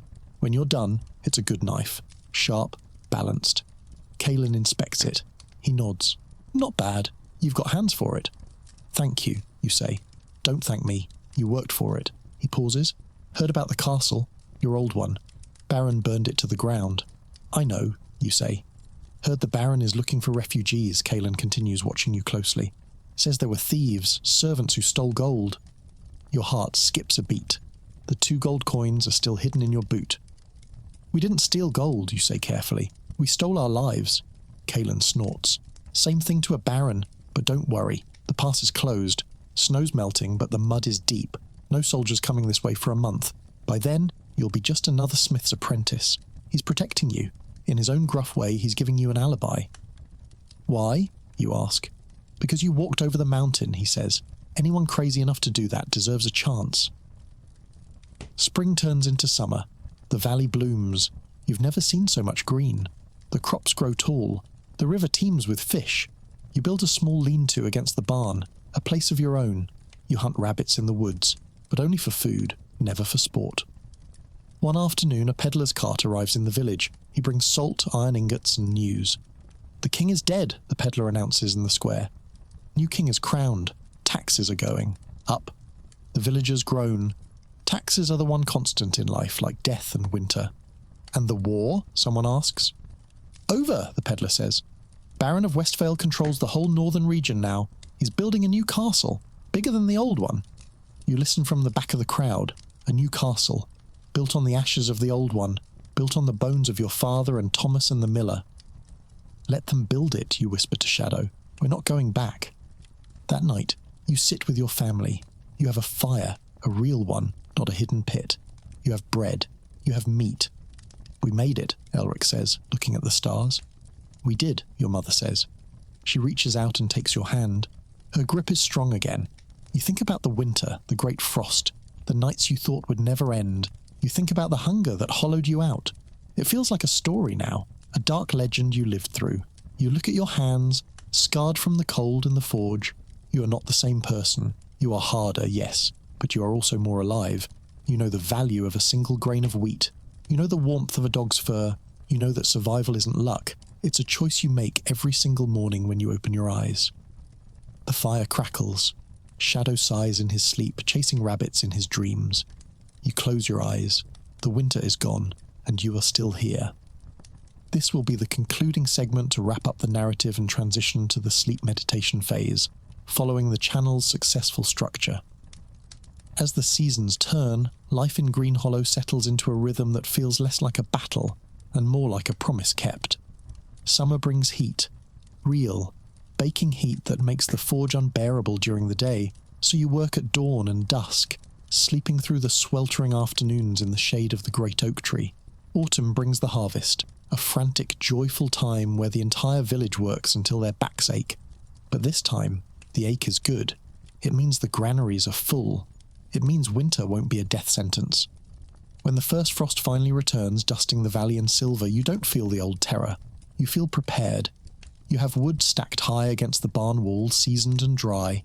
You have barrels of salted fish and sacks of grain that you helped harvest. You have a cloak lined with new fur, paid for with your own labour. You stand outside your lean-to, watching the first flakes of snow drift down. Shadow is beside you, his muzzle greying a little, but his stance still strong. He catches a snowflake on his nose and sneezes. Elric walks up, carrying a bucket of water. He's taller now, filling out his shoulders. "Think it'll be a bad one?" he asks, looking at the sky. "Doesn't matter, you say. We're ready." "Mother is making stew," he says, "with real beef and onions. I'll be there in a minute." You stay outside for a moment longer. You look toward the mountain, pass, now hidden by clouds. Somewhere on the other side is the ruin of your old life. But it feels distant now, like a bad dream fading in the morning light. You realize that the great frost didn't just take things from you. It stripped you down to the bone. Yes, but it also revealed what was underneath. Resilience, loyalty, the stubborn, unyielding will to keep going when the world says stop. You're not a victim of winter anymore. You are a master of it. You turn back to the warmth of the fire, the smell of stew, and the sound of your family laughing. You close the door against the cold, barring it not out of fear, but out of comfort. The wind howls outside, searching for a crack, a weakness. It finds none. And now, as the firelight flickers on the walls and the story of your survival comes to a close, let yourself drift away from the cold of the past. Let the tension in your shoulders release. You are safe here. You are warm. The struggles of the medieval winter are just stories now, echoes fading into the night. Imagine you're lying in that warm, dry barn buried under thick wool blankets. The air is cool on your face, but your body is toasty and secure. You can hear the gentle breathing of the livestock nearby, a rhythmic, soothing sound. You can hear the crackle of the fire popping softly as the wood turns to ash. Outside, the snow is falling, but it cannot touch you. It is just a soft white blanket covering the world, quieting the noise, hushing the earth to sleep. Take a deep breath. Inhale the scent of pine and wood smoke. Exhale the stress of the day. Let your limbs go heavy. Let your eyelids flutter closed. You have survived. You have endured. And now you can rest. The winter is over, the spring has come, and the night is yours. Sleep well.